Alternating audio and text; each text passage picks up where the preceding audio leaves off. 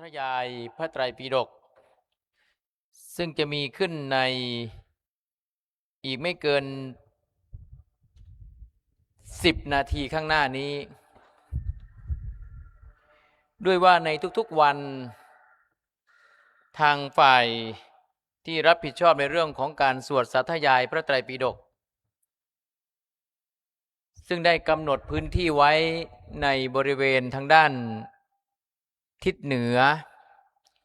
ของพระมณฑปซึ่งบรรจุพระศรีรัตนมหาธาตุเจดีย์ไว้ภายในหรืออยู่ทางบริเวณสนามหญ้าทางด้านทิศตะวันออกของพระวิหารหลวงซึ่งก็วันนี้ก็เป็นวันที่5ของการจัดกิจกรรมในส่วนของการสวดสาธยายพระไตรปิฎกซึ่งในวันนี้ก็ได้รับเมตตาจากท่านอาจารย์พระครูภาวนาวิธานวิหรือที่พวกเราทราบกันดีว่าท่านอาจารย์พระครูสุทัศน์ซึ่งท่านก็ได้มาดำเนินการในหน้าที่ตรงนี้ทุกวันนะตั้งแต่วันแรกได้มาร่วมให้ขวัญกำลังใจกับน้องๆทีมงานทั้งในส่วนของการจัดสถานที่เตรียมความพร้อมในการจัดเตรียมอาสนะที่นั่งตลอดทั้งเตรียมหนังสือตลอดทั้งทีมงานที่รับผิดชอบในเรื่องของการเผยแผ่ประชาสัมพันธ์กิจกรรมการสวดสาธยายพระไตรปิฎกนี้ให้กับผู้ที่รับชมรับฟัง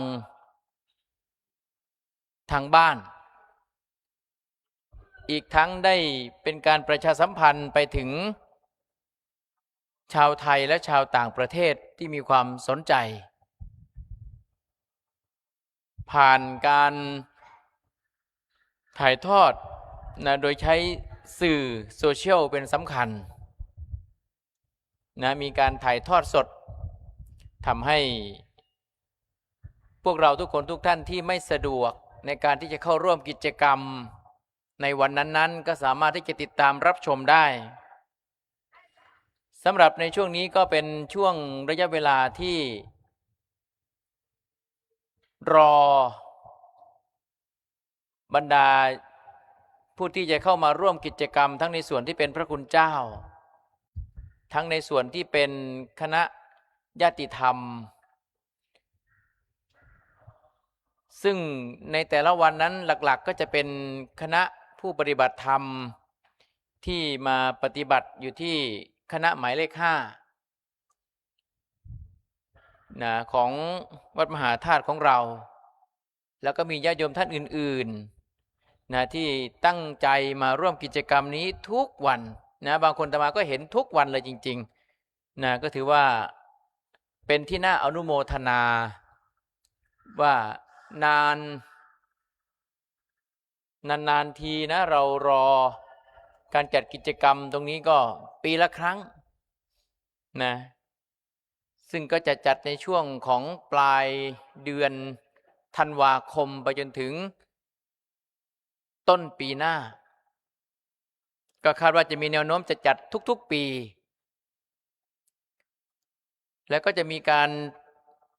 จัด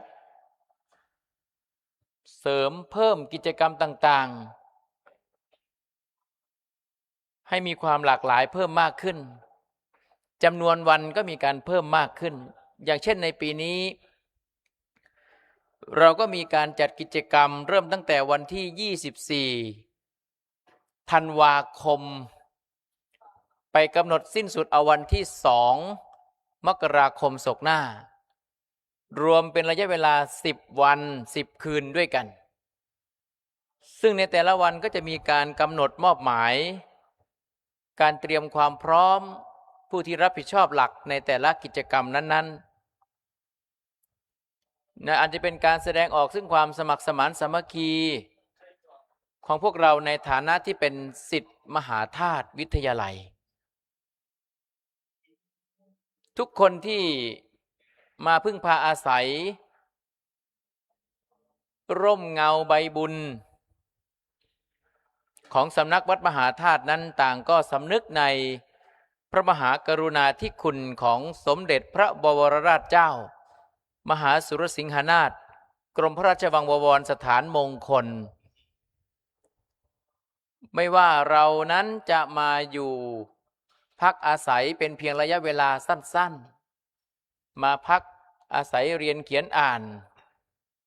หรือมาร่วมกิจกรรมในวันพระวันอาทิตย์ก็ตามหรือมาเป็นนิสิตของมหาธาตุวิทยาลัย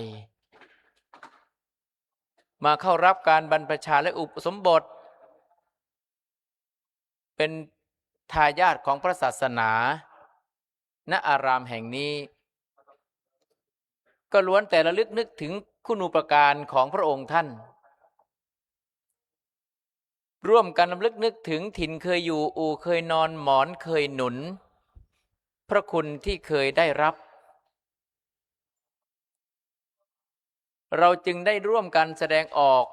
ถึงความกตัญญูกตเวทีอันเป็นนิมิตอันเป็นเครื่องหมายแสดงของความเป็นคนดีนะเราจะเห็นได้ว่าทีมงานไม่เห็นแก่เหน็ดเหนื่อยญาติโยมบางท่านอยู่ไกลๆบ้านก็อยู่ไกลแต่ก็ตัดในเรื่องของปริโภทกังวลไปได้เมื่อคราวที่สำนักมีกิจกรรมเช่นนี้ต้องการแสดงออกต้องการเห็นซึ่งความสมัครสมานสามัคคีก็จำต้องมาเมื่อมาแล้วก็ให้ได้ประโยชน์ในทุกฝ่ายนอกจากจะเป็นการทำให้งานนั้นบริบูรณ์สมบูรณ์มากขึ้น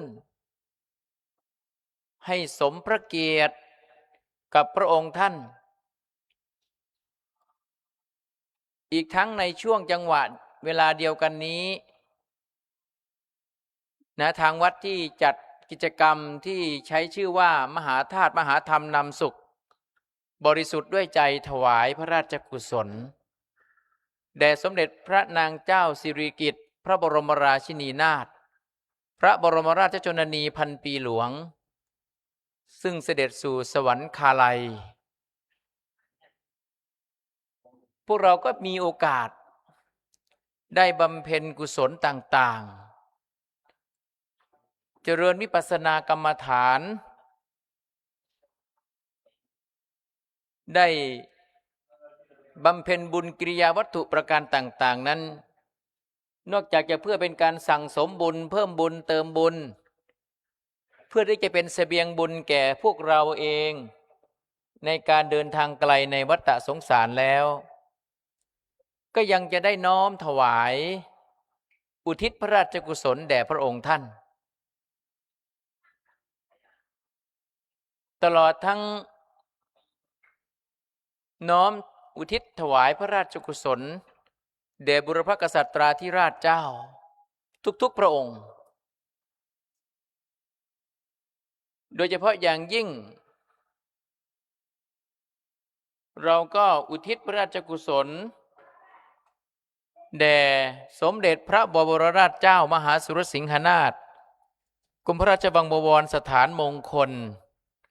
พระองค์ผู้สถาปนาวัดสลักซึ่งเป็นวัดเล็กๆตั้งอยู่ริมฝั่งแม่น้ำเจ้าพระยาฝั่งทางด้านทิศตะวันออกของแม่น้ำเจ้าพระยา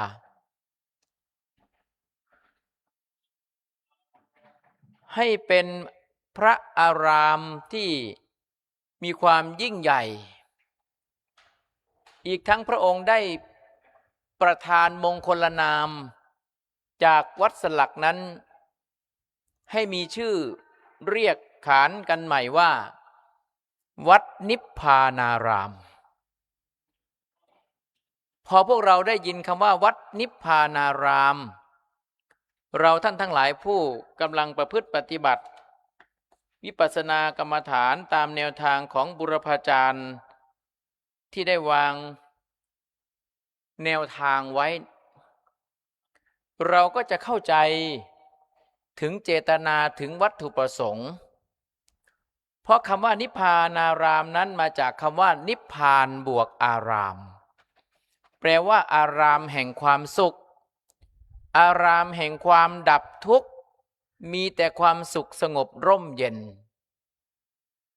ซึ่งนิพพานนั้นเป็นเป้าหมายสูงสุดของพวกเราในฐานะที่เป็นพุทธศาสนิกชนนะเอาละวันนี้เวลาพร้อมเลยท่านอาจารย์พระครูก็มาถึงแล้วทีมงานก็พร้อมแล้วนะเดี๋ยวก็จะได้เริ่มกิจกรรมไปพร้อมๆกันเลยทีเดียว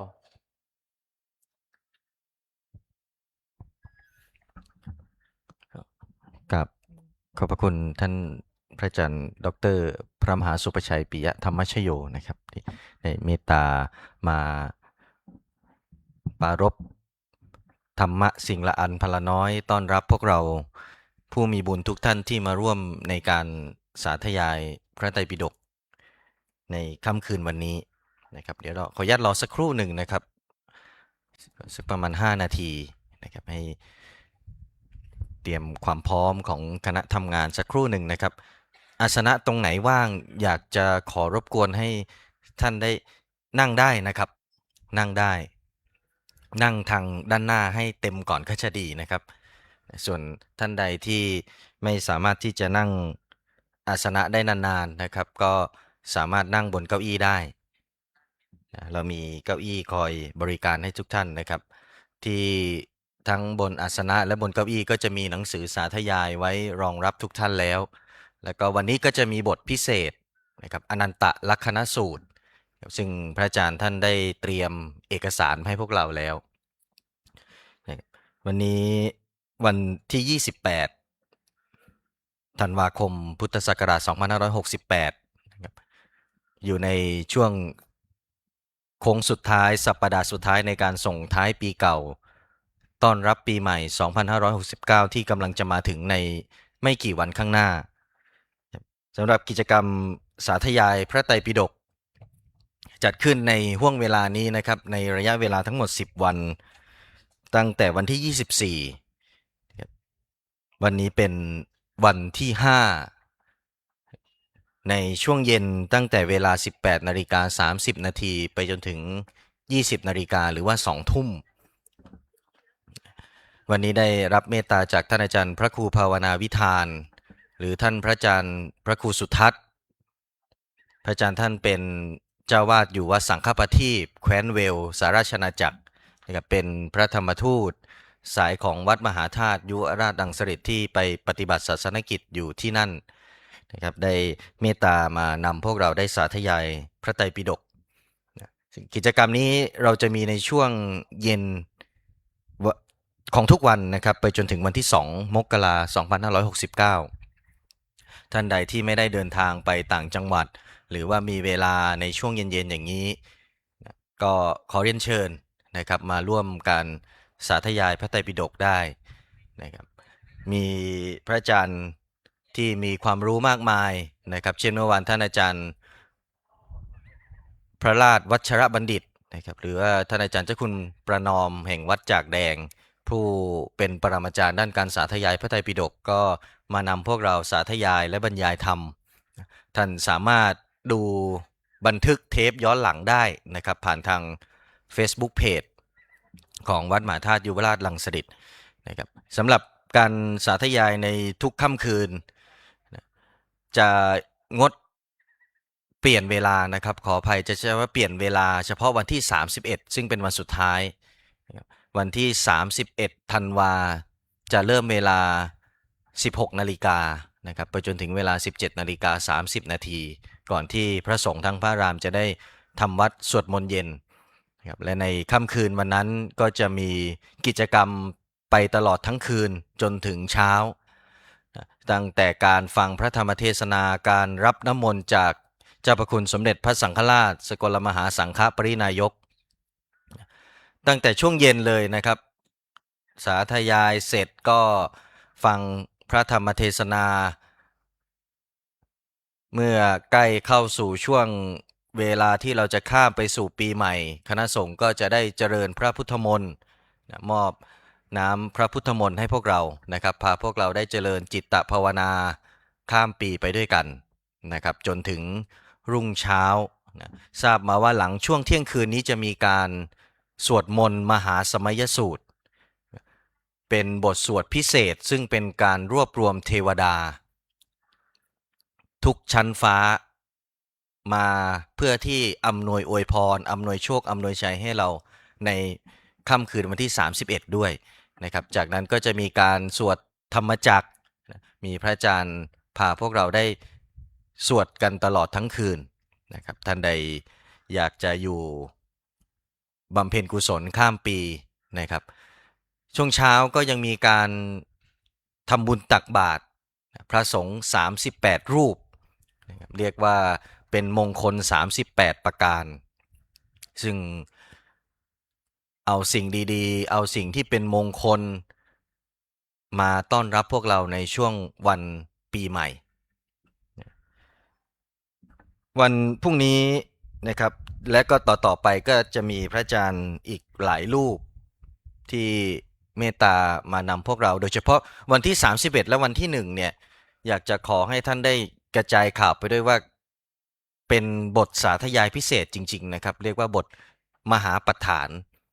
ซึ่งท่านอาจารย์พระมหาไพโรจน์ญาณกุสโลเปรียนธรรม9ประโยคผู้อำนวยการอภิธรรมโชติกะวิทยาลัยท่านก็จะมานำพวกเราสาธยายใครไม่สะดวกมาก็ติดตามได้ทาง Facebook Page ของวัดมหาธาตุนะครับก็จะมีการไลฟ์สดให้ท่านได้ติดตามในขณะนี้ด้วยเช่นกันนะครับก็ขอเรียนแจ้งให้ทราบว่าทางทีมงานฝ่ายประชาสัมพันธ์ก็จะได้บันทึกภาพสวยๆของทุกท่านที่มานั่งสวดมนต์ในบรรยากาศที่หาได้ยากนะครับด้านข้างมณฑปของเจดีย์ทองศรีรัตนมหาธาตุซึ่งอยู่เบื้องหน้าของพวกเราบรรจุพระบรมสารีริกธาตุพระธิของสมเด็จพระบวรราชเจ้ามหาสุรสิงหนาถผู้ได้ทรงสถาปนาวัดมหาธาตุแห่งนี้ด้านขวามือเราก็เป็นพระวิหารหลวงหน้าบันของพระวิหารหลวงนี้ก็เป็นตาพระลัญจกรของสมเด็จพระบรมโอรสาธิราชเจ้าฟ้ามหาวชิรุณหิตซึ่งพระองค์ก็เป็นผู้มีพระคุณต่อพระอารามวัดมหาธาตุแห่งนี้เป็นผู้ดำรงอิสริยยศสมเด็จพระบรมโอรสาธิราชองค์แรกของประเทศไทยนะครับเมื่อพร้อมแล้วนะครับก็ขออนุญาตเรียนกำหนดการให้ทราบคร่าวๆว่าเมื่อได้เวลาสมควรแล้วก็จะได้เชิญตัวแทนของพวกเรา2ท่านนะครับได้จุดธูปเทียนบูชาพระธรรมนะครับจากนั้นอีก1ท่านก็จะจุดธูปเทียนด้านหน้าพระบรมฉายาลักษณ์เครื่องด้านหน้าเครื่องทองน้อยนะครับซึ่งเป็นการถวายพระราชกุศลแด่สมเด็จพระนางเจ้าสิริกิติ์พระบรมราชชนนีพันปีหลวงจากนั้นศาสนพิธีกรก็จะได้นำทุกท่านกราบบูชาพระรัตนตรัยกราบพระอาจารย์และท่านที่ไม่ได้รับศีล8นะครับก็จะเชิญชวนให้ทุกท่านได้อาราธนาศีล5นะและจากนั้นก็จะเข้าสู่การสาธยายนะครับ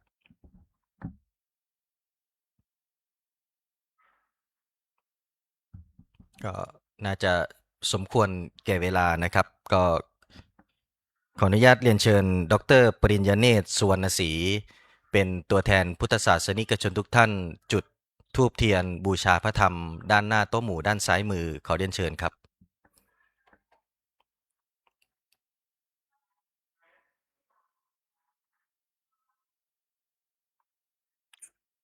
ขอเชิญทุกท่านพนมมือขึ้นนะครับเป็นการถวายความเคารพต่อพระธรรม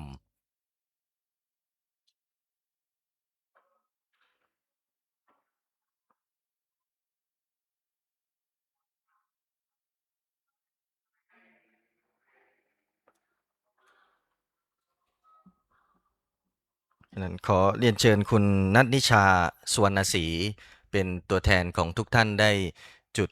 ธูปเทียนที่เครื่องทองน้อยด้านหน้าพระบรมฉายาลักษณ์สมเด็จพระบรมราชชนนีพันปีหลวงขอเรียนเชิญครับ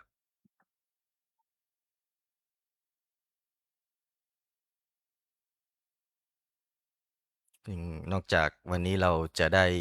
สร้างกุศลในส่วนตนแล้ว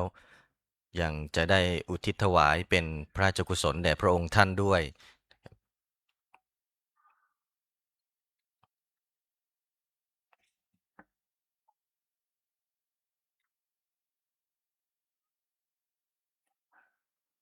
ครับขอบพระคุณทั้งสองท่านนะครับแล้วก็ครอบครัวไลฟ์ธรรมปัญญามาณโอกาสนี้นะครับฉะนั้นขอเชิญทุกท่านได้ปรับท่านั่งนะครับเพื่อที่จะได้กราบบูชาพระรัตนตรัยในเบื้องต้นก่อนนะครับขออนุญาตเป็นต้นเสียงนำทุกท่านเลยนะครับอะระหังสัมมาสัมพุทโธภะคะวาพุทธังภะคะวันตังอภิวาเทมิสวากขาโตภะคะวะตา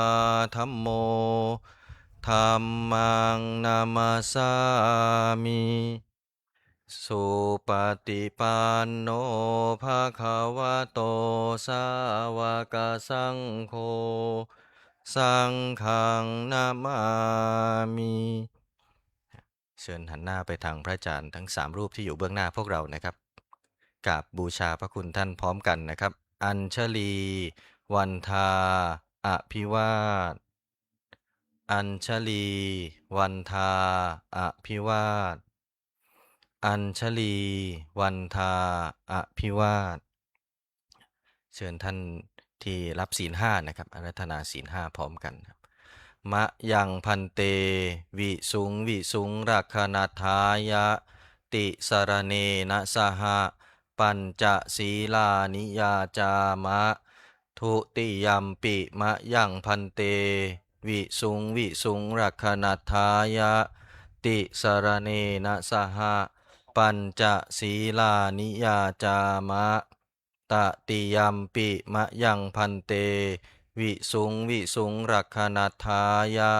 ติสรเนนะสหะปัญจศีลานิยาจามะนะโมตัสสะภะคะวะโตอะระหะโตสัมมาสัมพุทธัสสะนะโมตัสสะภะคะวะโตอะระหะโตสัมมาสัมพุทธัสสะนะโมตัสสะภะคะวะโตอะระหะโตสัมมาสัมพุทธัสสะนะโมตัสสะภะคะวะโตอะระหะโตสัมมาสัมพุทธัสสะนะโมตัสสะภะคะวะโตอะระหะโตสัมมาสัมพุทธัสสะนะโมตัสสะภะคะวะโตอะระหะโตสัมมาสัมพุทธัสสะพุทธังสรณังคัจฉามิ พุทธังสรณังคัจฉามิ ธัมมังสรณังคัจฉามิ ธัมมังสรณังคัจฉามิ สังฆังสรณังคัจฉามิ สังฆังสรณังคัจฉามิทุติยัมปิพุทธังสรณังคัจฉามิ ทุติยัมปิพุทธังสรณังคัจฉามิ ทุติยัมปิธัมมังสรณังคัจฉามิ ทุติยัมปิธัมมังสรณังคัจฉามิ ทุติยัมปิ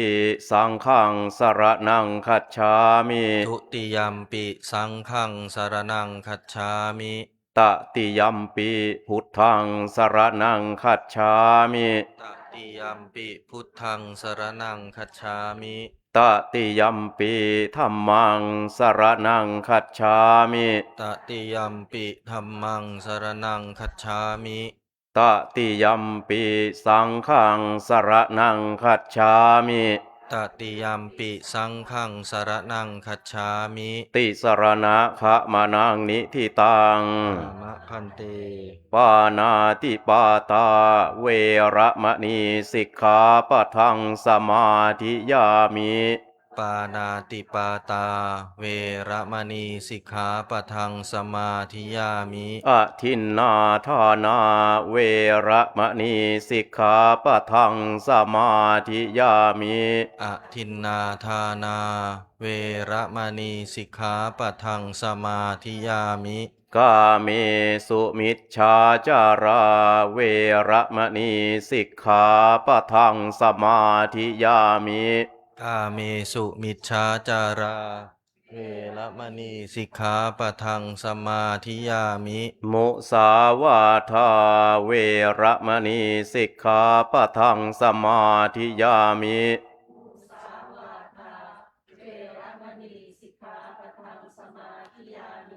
สุราเมรยมัชฌะปมาทัฏฐานาเวระมณีสิกขาปะทังสมาธิยามิ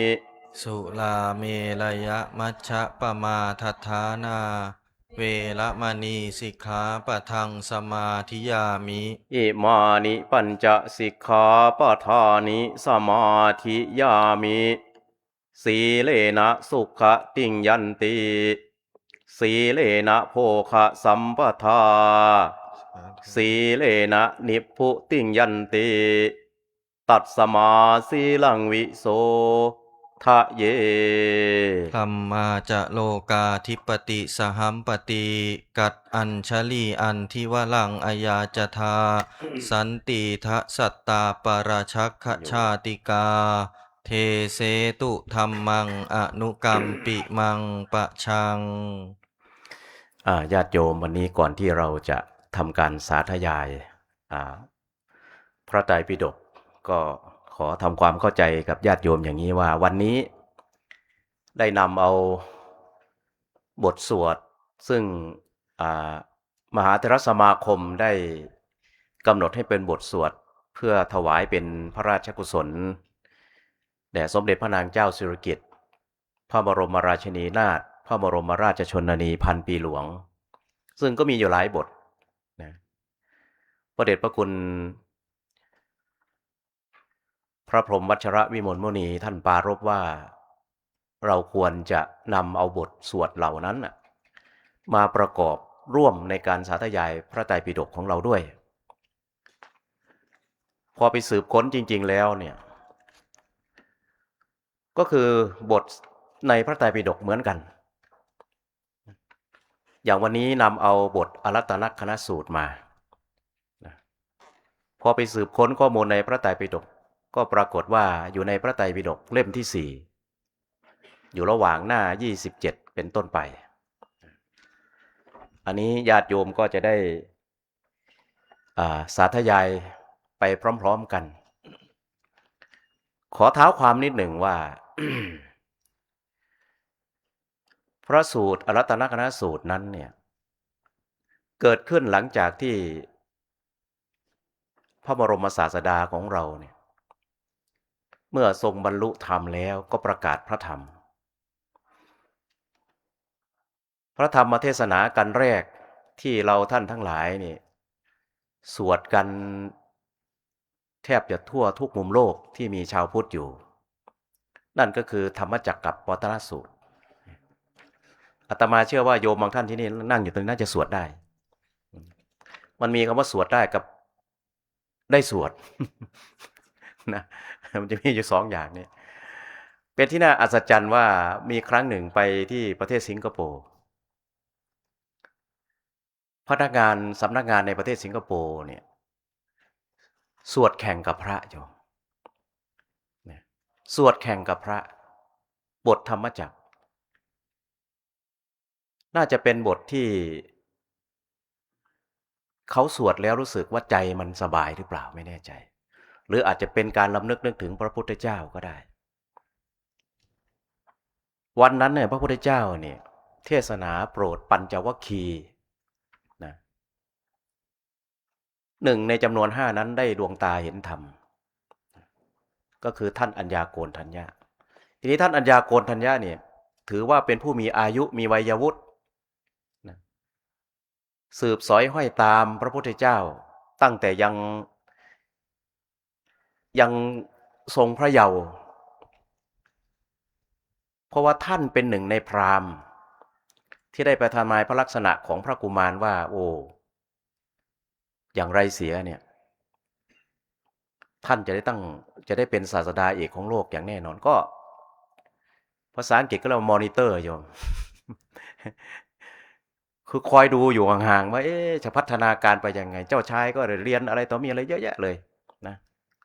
แล้วก็จบไตรเพศเนี่ยเพราะว่าใครก็ตามที่จบไตรเพศนี่ถือว่าเ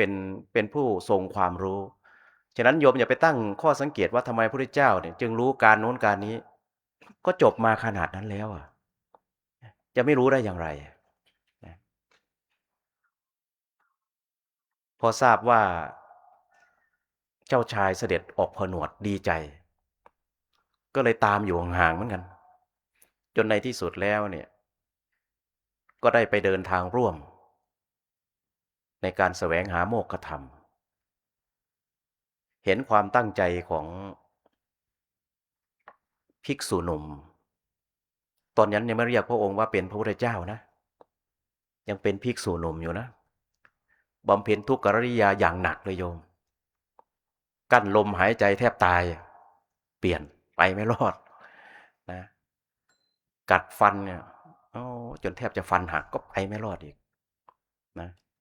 ทำทุกวิถีทางไปไม่รอดจนในที่สุดร่างกายสู้ผอมมากสุดท้ายก็เลยเปลี่ยนแนวทางว่าการที่จะเอาชนะ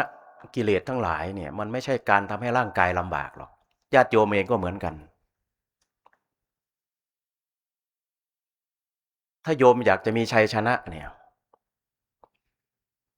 โยมต้องมีความพร้อมทางด้านร่างกายซะก่อนถ้าร่างกายของเรามันยังไหวเนี่ยสิ่งที่หวังมันก็ยังเป็นไปได้นะโยมนะแต่ถ้าร่างกายมันไม่ไหวนี่สิ่งที่หวังเนี่ยมันเป็นโลกจินตนาการมันไม่สามารถทำให้เป็นรูปเป็นร่างหรือเกิดเป็นรูปธรรมได้ชั้นใดก็ดีพอเปลี่ยนแนวทางหันมาดื่มน้ำมาทานอาหารทำให้ปัญจวัคคีย์ทั้ง5เนี่ยตั้งข้อสังเกตว่าเป็นไปไม่ได้หรอกถ้าเปลี่ยนแนวทางอย่างนี้ไม่มีทางเห็นโมกขธรรมหรอกว่างั้นไปพวกเราแยกไปเถอะต่างคนต่างไปดีกว่าอย่างงี้ไปไหนล่ะทีเนี้ยโน่นไปอยู่ที่ป่าอิสินู่นจนในที่สุดแล้วเนี่ยภิกษุหนุ่มผู้มีนามว่าสิทธัตถะเนี่ยได้เข้าใจแก่นแท้แก่นธรรมถ้าวิเคราะห์จุดนี้โยมเนี่ยมันได้ประโยชน์อย่างหนึ่งนะโยมนะว่าในบางครั้งที่ชีวิตเรามีปัญหามากๆเนี่ยนะสิ่งที่เราจะต้องดึงเข้ามาคือสติอย่ามาเดินแถวสะพานปิ่นเกล้าหรือสะพานอะไรก็แล้วแต่อย่ามาเดินแถวนั้นนะมันสูงไม่พอโยม มันลำบากคนอื่น นะนะอย่าคิดฆ่าตัวตายนะความหมายน่ะนะให้พยายามเอาสติดูปัญหาให้มันชัดอาตมาเคยแนะนำโยมที่ประเทศอังกฤษว่าปัญหาที่มันประเดประดังเข้ามาในชีวิตของเราเนี่ยบางครั้งเนี่ยมันก็เหมือนกับงูจงอางโยมมันมีพิษร้ายแรงนะเราอาจจะต้องใช้พลังสติให้มากๆปัญหาบางอย่างมันก็เหมือนกับตะขาบโยมนะถึงมันจะปวดแสบปวดร้อนแต่มันไม่ถึงตายหรอกปัญหาบางชนิดมันก็เหมือนแมลงมุมนั่นแหละคนที่กลัวก็กลัวจังเลยแมลงมุมเนี่ยทั้งที่มันแทบไม่ทำอะไรเราเลยแต่กลัวนะแต่ในปัญหาทั้ง3อย่างนี้เนี่ยสิ่งที่เราจะต้องทำให้มันแข็งแรงที่สุดก็คือสติของเราที่สำคัญนะพอพระพุทธองค์ได้บรรลุธรรมก็เลยไปสอนธรรมกับปัญจวัคคีย์ทั้งหมดได้ดวงตาเห็นธรรมแต่ก็ยังถือว่าไม่ได้บรรลุธรรมจนมาถึงนี่แหละโยมอันที่2นี่แหละที่จะสวดวันนี้อรัตตนคณสูตรนี้ คล้ายๆกับว่ามาย้ำอีกนะมาย้ำอีกว่าถ้าสวดแบบนี้ถ้าสอนอย่างเงี้ยจนในที่สุดแล้วเนี่ยทั้ง5ท่านก็ได้บรรลุธรรมนะกลายเป็นว่าวันนั้นเนี่ยมีพระอรหันต์เกิดขึ้นในโลกทั้งหมดนี่6 องค์นะโยมรวมถึงพระพุทธเจ้าด้วยนี่ฉะนั้นวันนี้บทนี้จึงมีความสำคัญนะค่อยๆสวดไม่ต้องรีบนะภาษาอาจจะไม่คุ้นเคยอ่านผิดอ่านถูกก็อ่านไปเถอะโยมนะบางคนบอกโอ้ยสวดไม่ถูกในภาษาวิบัติเรื่องที่วิบัตินี่มีเยอะกว่านี้อีกในชีวิตเรานะแค่เรามาอ่านสาธยายพระไตรปิฎกภาษาบาลีเนี่ยมันจะวิบัติตกนรกบกไหม้ก็ให้รู้ไปเอาไม่เชื่อเลยโยมนี่ฉะนั้นเราจะได้ร่วมกันสาธยายแล้วก็แปลไปด้วยพร้อมๆกันอรัตตลักษณสูตรอาตมาอ่าน2-3 รอบนี่โอ้มีความสุขนะบทนี้ในขณะที่อ่านไปสาธยายสวดไปนี่ก็นึกถึงเหตุการณ์ที่เกิดขึ้นว่าพระพุทธเจ้าถามพระปัญจวัคคีย์ทั้ง5นะนั่งล้อมวงก็ถามกันนะโยมนึกออกไหมไม่เชื่อเดี๋ยวโยมสวดไปลองจินตนาการไปด้วยนะแต่อย่าจะจินตนาการตะเลิดตะเลิงไปถึงชายแดนนะไม่เอานะเอาแค่ลานวัดเราเนี่ยนะทุกท่านพร้อมนะมีทุกท่านมีเอกสารทุกท่านเนาะ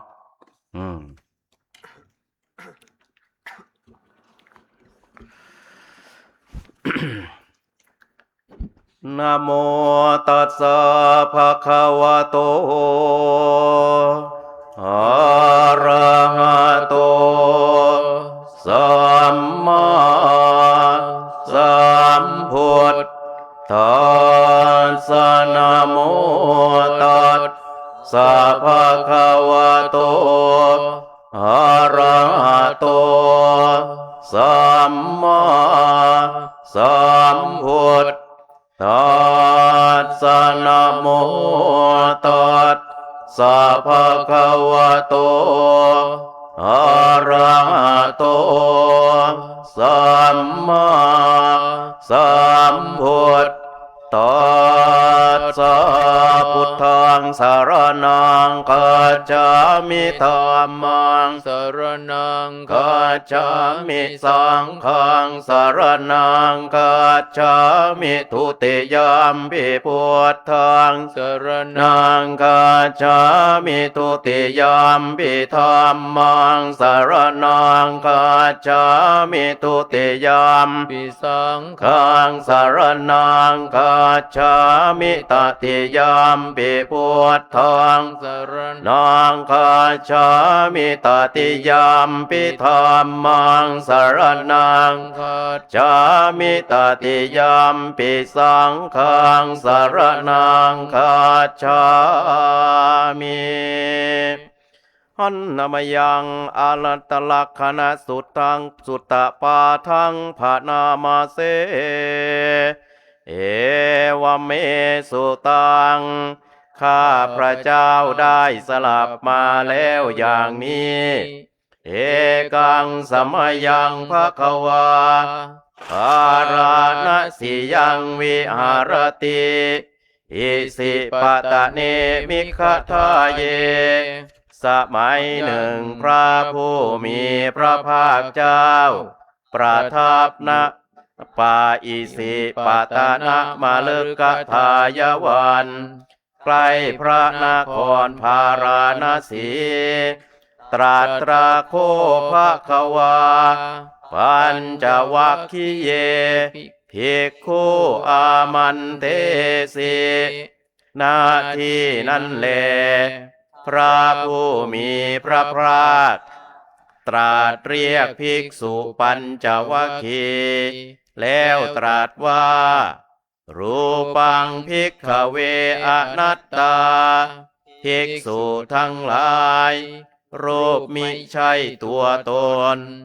รูปัญจะหิทังภิกขเวอัตตาอภวิสสะถ้าหากว่ารูปนี้ จากเป็นตัวตนแล้วไซนายิทางรูปังอาพาทายาสังวัตไตยารูปนี้ก็คงไม่เป็นไปเพื่ออาพาธลับเพทะจารูเปเอวังเมรูปังโหตุเอวังเมรูปังมาอโหสิติทั้งยังจะได้ตามความปรารถนาในรูปว่าขอรูปของเราจงเป็นอย่างนี้เถิดอย่าได้เป็นอย่างนั้นเลยยัตสมาจะโค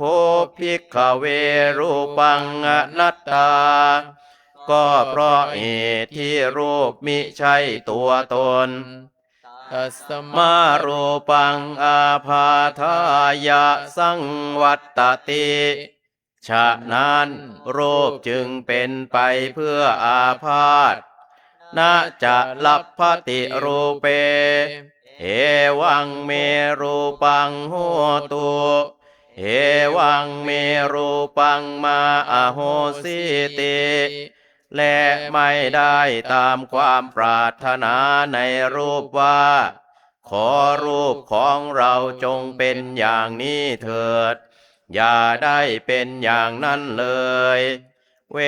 ทนาอนัตตาภิกษุทั้งหลายเวทนามิใช่ตัวตนเวทนาจะหิทังภิกขเวอัตตาอภวิสสะก็หากเวทนานี้จากเป็นตัวตนแล้วไซนายิทางเวทนาอาพาทายะสังวัตยาก็คงไม่เป็นไปเพื่ออาพาธลัพเพทะจะเวทนายาเอวังเมเวทนาโหตุเอวังเมเวทนามาอโหสิติทั้งจะยังตามความปรารถนาในเวทนาว่าขอเวทนาของเราจงเป็นอย่างนี้เถิดอย่าได้เป็นอย่างนั้นเลยยัตสมาจะโคภิกขเวเว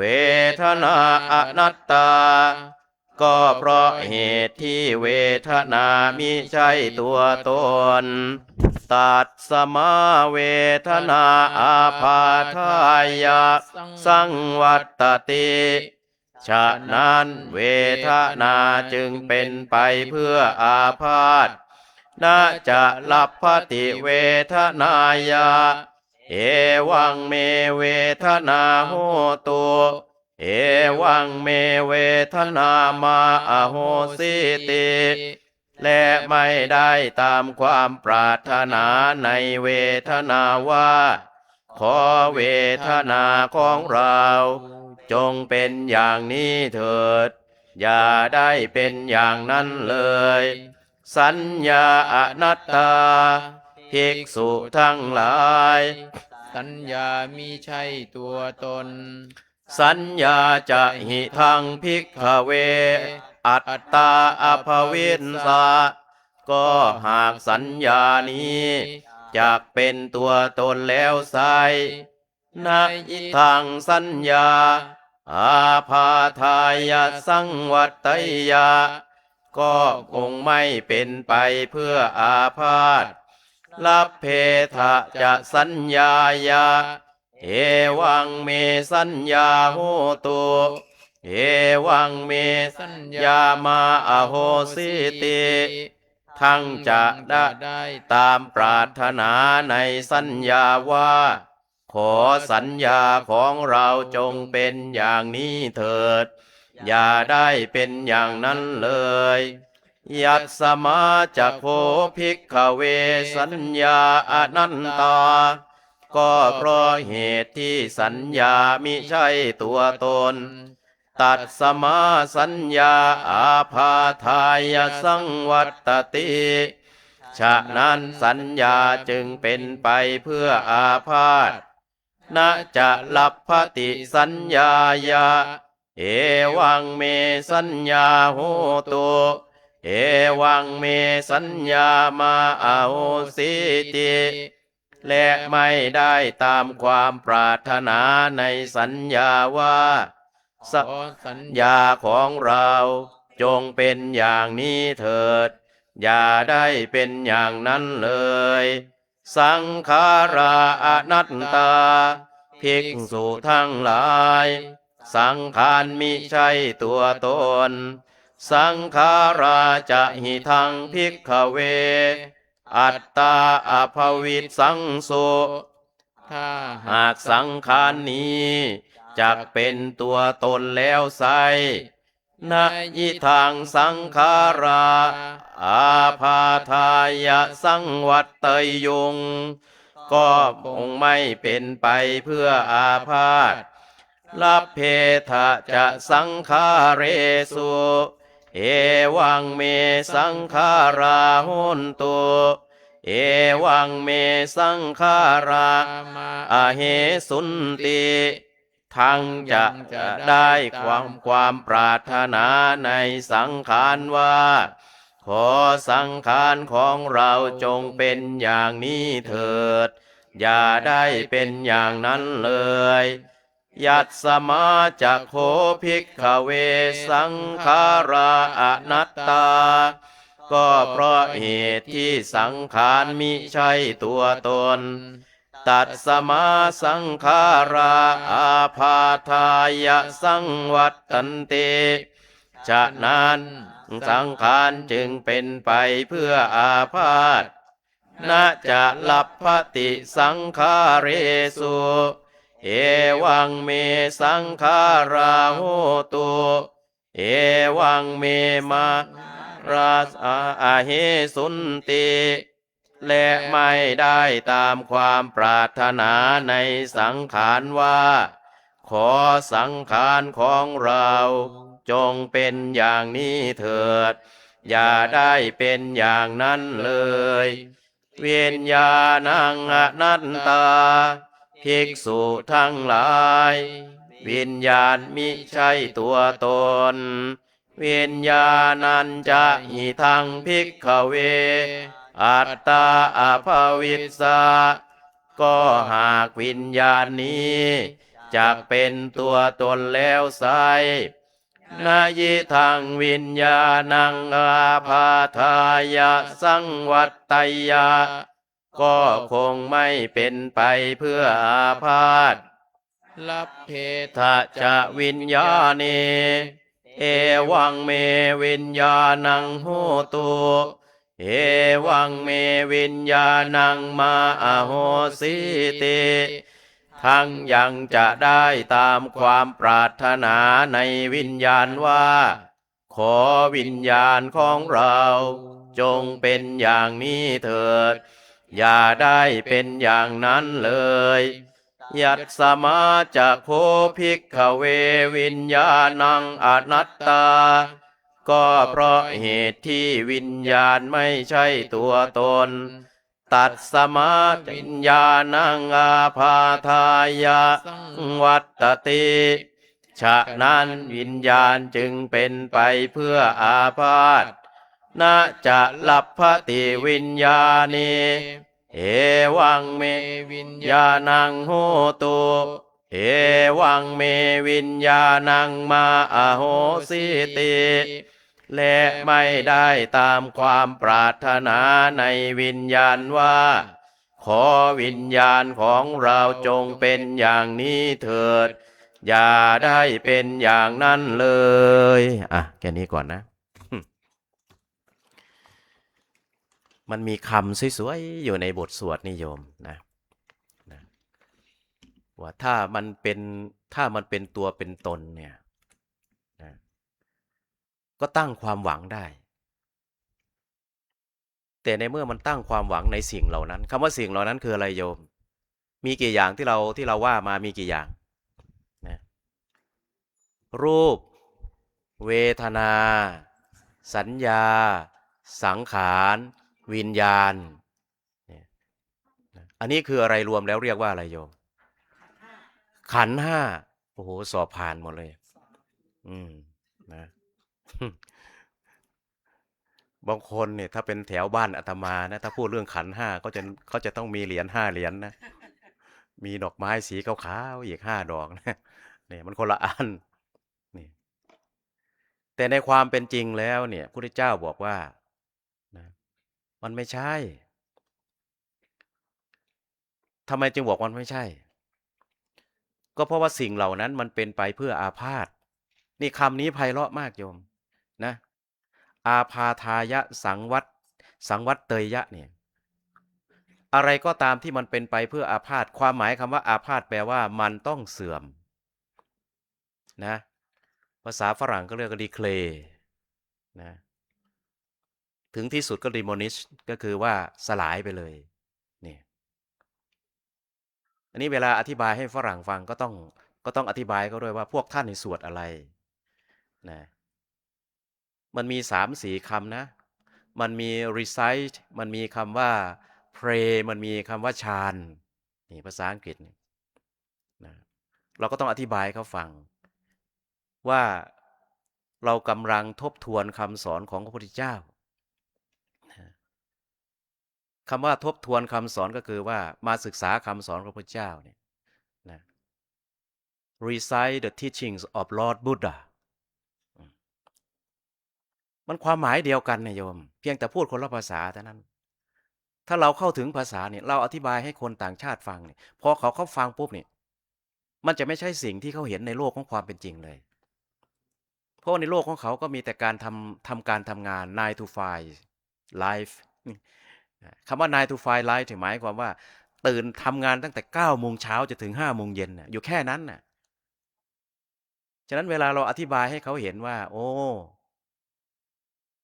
คุณจะมีความสำเร็จแค่ไหนสุดท้ายแล้วเนี่ยมันก็อาพาทายะสังวัตเตยยะเนี่ยมันก็เป็นไปเพื่อความเสื่อมสลายทั้งนั้นเนี่ย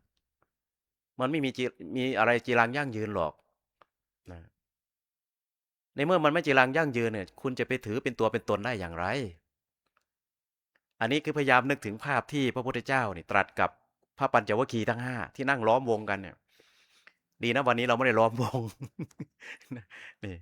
นี่อากาศก็ดีบรรยากาศก็ดีเสียอย่างเดียวโยมนะนี่มี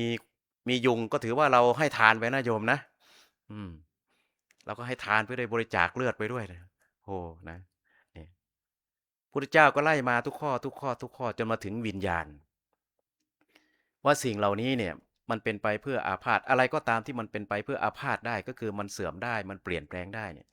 สิ่งนั้นไม่ใช่ตัวตนว่างั้นนี่อันนี้เรามาถึงตรงนี้แล้วทีนี้เรามาต่อนะโยมนะว่าพระพุทธเจ้าเนี่ยจะพูดอะไรต่อไปกับพระปัญจวัคคีย์ ตังกิงมัญญทะภิกขเวรูปังนิจจังวาอนิจจังวาติภิกษุทั้งหลายเธอทั้งหลายจะสำคัญความข้อนั้นเป็นไฉนรูปเที่ยงหรือไม่เที่ยงอนิจจาพันเตภิกษุเหล่านั้นกราบทูลว่าไม่เที่ยงพระเจ้าข้า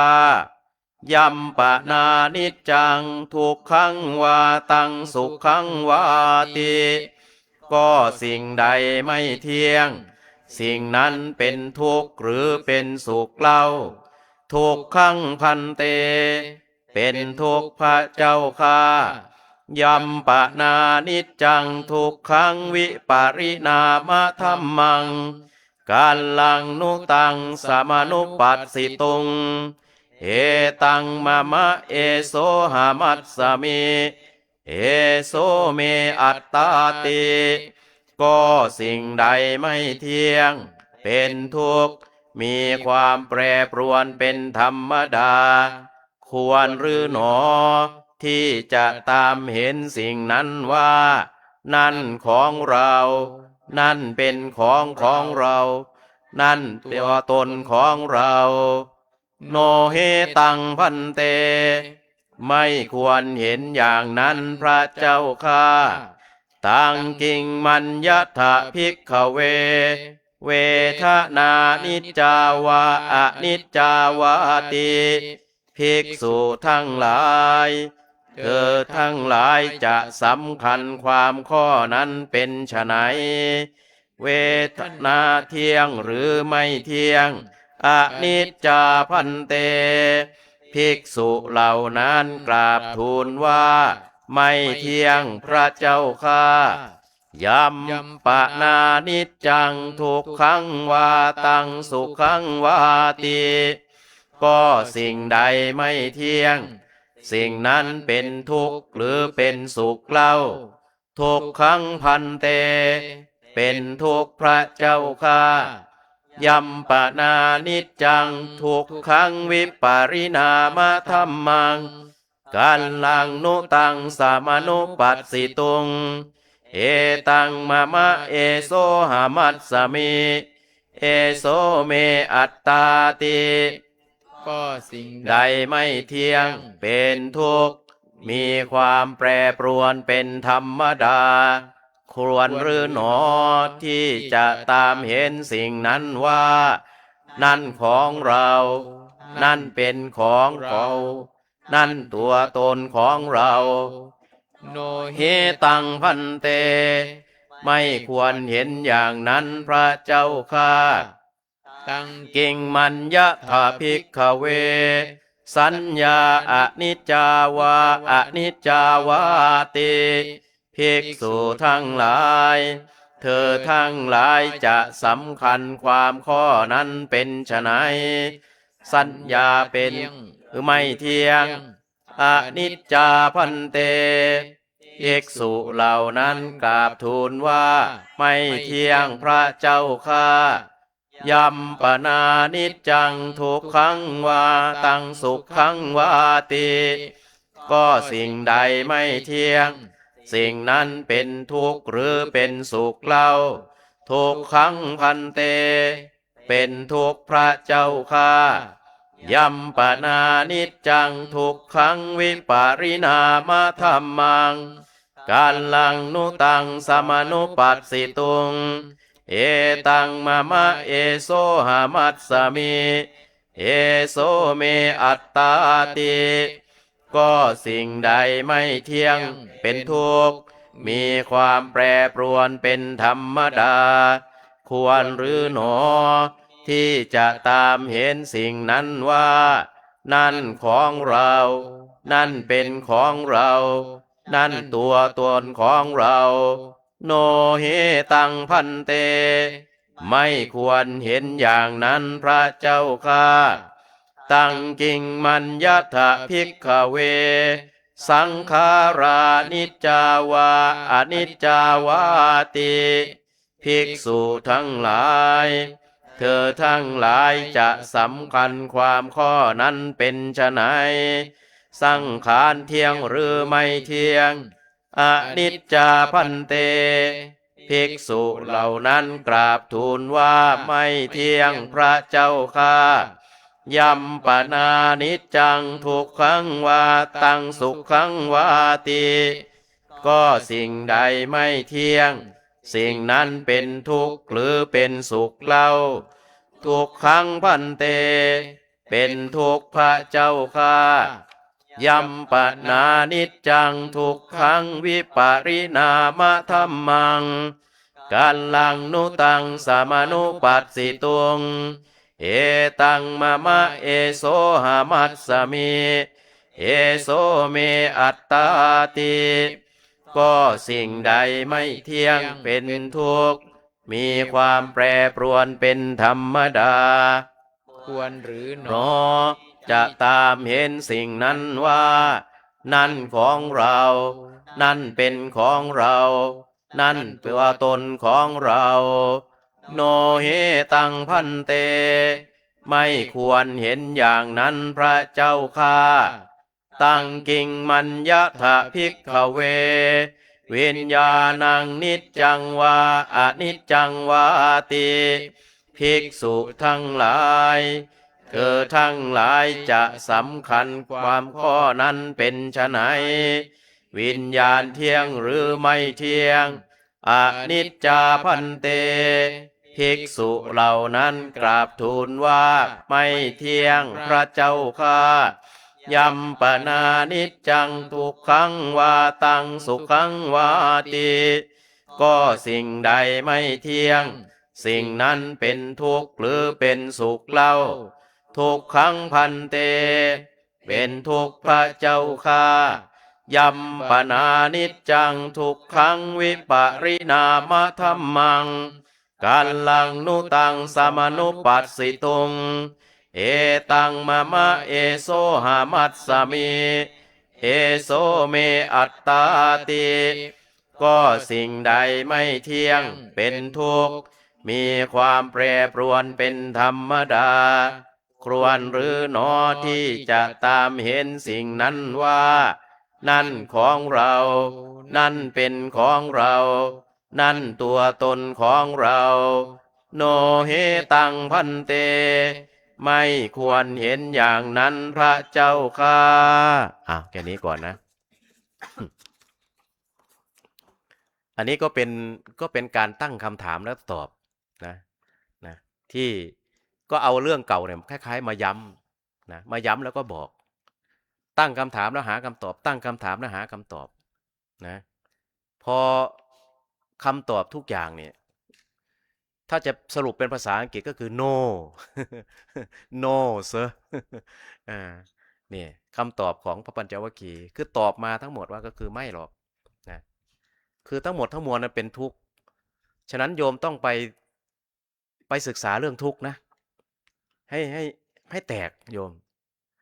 ว่าทุกข์ในความหมายบทสวดนี้เนี่ยในพระดำรัสที่พระพุทธเจ้าตรัสกับพระปัญจวัคคีย์ทั้ง5เนี่ยมันคืออะไรนะเพราะว่าทุกข์โดยธรรมชาติแล้วเนี่ยผิดหวังเป็นทุกข์ไหมโยมเป็นทุกข์นะผิดหวังเนี่ย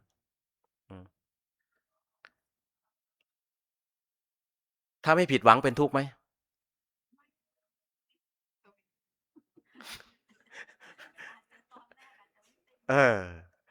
นะแสดงว่าความผิดหวังมีเหตุนะจะมีท้ายๆเนี่ยจะมีบทอธิบายตัวนี้อยู่นะมีเหตุนะโยมนะมีเหตุนะมันถึงผิดหวังนะถ้าไม่มีเหตุจะผิดหวังไหมทีนี้ต้องมาดูว่าเหตุมันมีเหตุนอกกับเหตุในบางคนพยายามจะหาแต่เหตุนอกแต่ไม่ดูเหตุในเนี่ยมันก็เลยไม่ค่อยเจอคำตอบนะอาตมาพยายามนึกถึงบาลีบทหนึ่งว่าเยธัมมาเหตุปัปภวานะเคยได้ยินไหมประโยคนี้โยมเคยอยู่ใช่ไหมถ้าเคยไม่ได้ยินถ้าใครไม่เคยได้ยินเนี่ยโอ้โหถือว่าพลาดนะ ถือว่าพลาดนะพุทธเจ้าตรัสกับเป็นคำสอนนี่นะว่าธรรมเหล่าใดเกิดแต่เหตุตถาคตบอกให้รู้เหตุและวิธีดับเหตุเห็นไหมพุทธเจ้าบอกอย่างเดียวก็บอกให้รู้เหตุและวิธีดับเหตุแต่ไม่สนใจเรื่องผลเลยนะแต่ประเด็นแรกก็คือว่าธรรมเหล่าใดเนี่ยไอ้คำว่าธรรมเหล่าใดเนี่ยทุกข์ก็รวมอยู่ในนั้นด้วยสุขก็รวมอยู่ในนั้นด้วยคือรวมอยู่ในธรรมก็แสดงว่าธรรมแปลว่าสภาพที่ทุกคนบนโลกนี้ต้องพบต้องเจอเหมือนกันหมดไม่ต้องไปแยกว่าเอ้ยเป็นตะวันตกเป็นเอเชียเป็นโน่นเหมือนกันหมด we are the same นะ we are the same มันจะต้องเจอเหมือนกันไอ้ที่บอกว่าสภาพธรรมที่ว่าธรรมเหล่าใดเนี่ยต้องเจอเหมือนกันหมดถ้าคนบอกว่าเอ้ยไม่เจอหรอกโกหกเศรษฐีก็ต้องเข้าโรงพยาบาลถึงจะเป็นยาจกขอทานก็ต้องทานยานะโยมนะถ้าไปไม่ถึงโรงพยาบาลทานยาไม่ทันก็คือตายเหมือนกันเนี่ยแต่ประเด็นที่พระเจ้าตรัสบอกว่าไอ้พระเจ้าบอกว่าธรรมเหล่าใดเกิดแต่เหตุเนี่ยเป็นคำกล่าวของท่านอัสสชิตรัสกับอุปติสสมาโนว่าตถาคตบอกวิธีบอกให้รู้เหตุและวิธีดับเหตุตถาคตพูดอย่างนี้ฉะนั้นพวกเราก็ต้องมาดูว่าทุกข์ที่เกิดขึ้นเนี่ยก็ต้องมีเหตุนะฉะนั้นความผิดหวังก็ต้องมีเหตุแต่อันนี้มันจิ๊บจ้อยโยม it's not big deal ภาษาอังกฤษนะเนาะใช่ไหม ไม่รู้อาตมาพูดถูกหรือเปล่านะนะนะแต่สิ่งที่มันมากับเราตั้งแต่เกิดเนี่ยพระพุทธเจ้ากำลังหมายถึงตัวนี้นะที่มันเป็นลายชีวิตเนี่ยที่มันซุกซ่อนอยู่ในตัวเราตั้งแต่วันที่เราเกิดเลยเนี่ยแล้วมันจะค่อยๆแสดงตัวตนชัดขึ้นชัดขึ้นชัดขึ้นพอเราอายุมากขึ้นมากขึ้นมากขึ้นเขาก็จะมีตัวตนที่ค่อนข้างชัดเจนไม่ว่าจะเป็นฟันก็ดีไม่ว่าจะเป็นตาก็ดีไม่ว่าจะเป็นผมก็ตามเนี่ยนะหรือแม้กระทั่งหูของเราอะที่เคยได้ยินชัดๆมันก็ไม่ชัดแล้วฟันที่มันเคยแข็งแรงมันก็เริ่มสั่นเริ่มคลอนอืมตาที่เคยเห็นอย่างแจ่มแจ้งอย่างอาตมาตอนนี้แว่นก็2-3แว่นแล้วนะมันชักจะตอนที่เราเป็นหนุ่มนะก็ไม่เห็นจำเป็นต้องมีแว่นแต่พอมาถึงวันนี้เนี่ยมันเริ่มชัดแล้วนี่คือทุกข์ที่พระพุทธเจ้าหมายถึงแต่ไม่ใช่เรื่องความผิดหวังไม่ใช่เรื่องความเหลวไม่ใช่เรื่องความไม่สำเร็จในหลายๆเรื่องถ้าเราผิดหวังในเรื่องใดเรื่องหนึ่งไม่สำเร็จในหน้าที่การงานนู่นนี่นั่นมันคือความไม่พร้อมมันคือความไม่แกร่งในเรื่องนั้นๆเท่านั้นแต่สิ่งที่เป็นทุกข์จริงๆคือมันขยับเขยื้อนเคลื่อนมาหาเราทุกวันนี้วันดีคืนดีมันก็จะแสดงอานุภาพอันยิ่งใหญ่ทันก็ทันไม่ทันก็ต้องเขาเรียกว่ายอมจำนนกับทุกข์ที่ว่านี้นี่แหละคือสิ่งที่พระเจ้าพูดไว้ชัดอยู่ในอารัตนกสูตรที่เราสาธยายที่เราฟังที่เราพูดที่เราสาธยายนี่คือคำของพระพุทธเจ้านะที่พระอานนท์ท่านจำมาแล้วเอามาบอกต่อเนี่ยเห็นไหมอาตมานี่ชอบมากเลยการลำดับเรื่องนี่ชอบมากเลย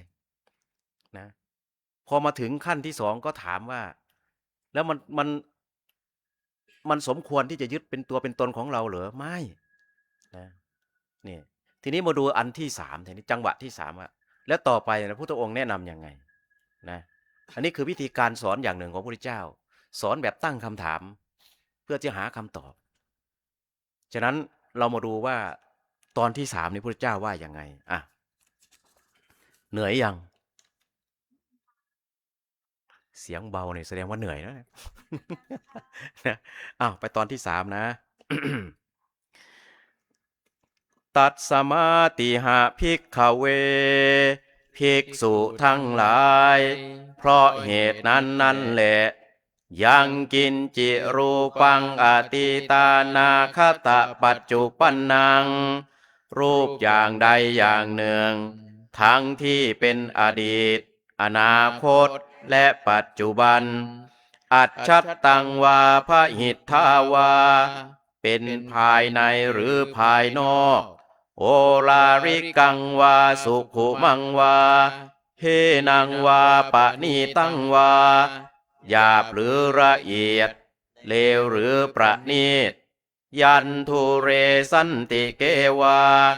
ทั้งที่อยู่ในที่ไกลหรือใกล้สัพพังรูปังเนตังมะมะเนโสหามัสสมินะเมโสอัตตาติเอวะเมตังยะธาภูตังสัมมปัญญายะทัตตพังรูปทั้งหมดนั้นเธอทั้งหลายพึงเห็นด้วยปัญญาอันชอบตามความเป็นจริงอย่างนี้ว่านั่นไม่ใช่ของเรานั่นไม่เป็นของเรานั่นไม่ใช่ตัวตนของเรายากาจิเวทนาอติตานาคตะปัจจุปันนาเวทนาอย่างใดอย่างหนึ่งทั้งที่เป็นอดีตอนาคตและปัจจุบันอัจฉัตตังวาพหิทธาวาเป็นภายในหรือภายนอกโอราริกังวาสุขุมังวาเฮนังวาปะนีตังวาหยาบหรือละเอียดเลวหรือประณีตยันทุเรสันติเกวาทั้งที่อยู่ในที่ไกลหรือใกล้สัพพาเวทนาเนตังมะมะเนโสหามัสสมินะเมโสอัตตาติเอ เอวะเมตังยะธาภูตังสัมมัปปัญญายะทัตตพัง เวทนาทั้งหมดนั้น เธอทั้งหลายพึงเห็นด้วยปัญญาอันชอบ ตามความ เป็นจริงอย่างนี้ว่า นั่นไม่ใช่ของเรา นั่นไม่เป็นของเรา นั่นไม่ใช่ตัวตนของเรา ยากาจิสัญญาอติตานาคตะปัจจุปันนา สัญญาอย่างใดอย่างหนึ่งทางที่เป็นอดีต อนาคต และปัจจุบัน อัจฉัตตังวาพหิทธาวา เป็นภายในหรือภายนอก โอลาริกังวาสุขุมังวา เอนังวาปณิตังวา หยาบหรือละเอียด เลวหรือประณีต ยันทุเรสันติเกวา ทั้งที่อยู่ในที่ไกลหรือใกล้ สัพพาสัญญาเนตังมะมะเนโสหามัสสมินาเมโสอัตตาติ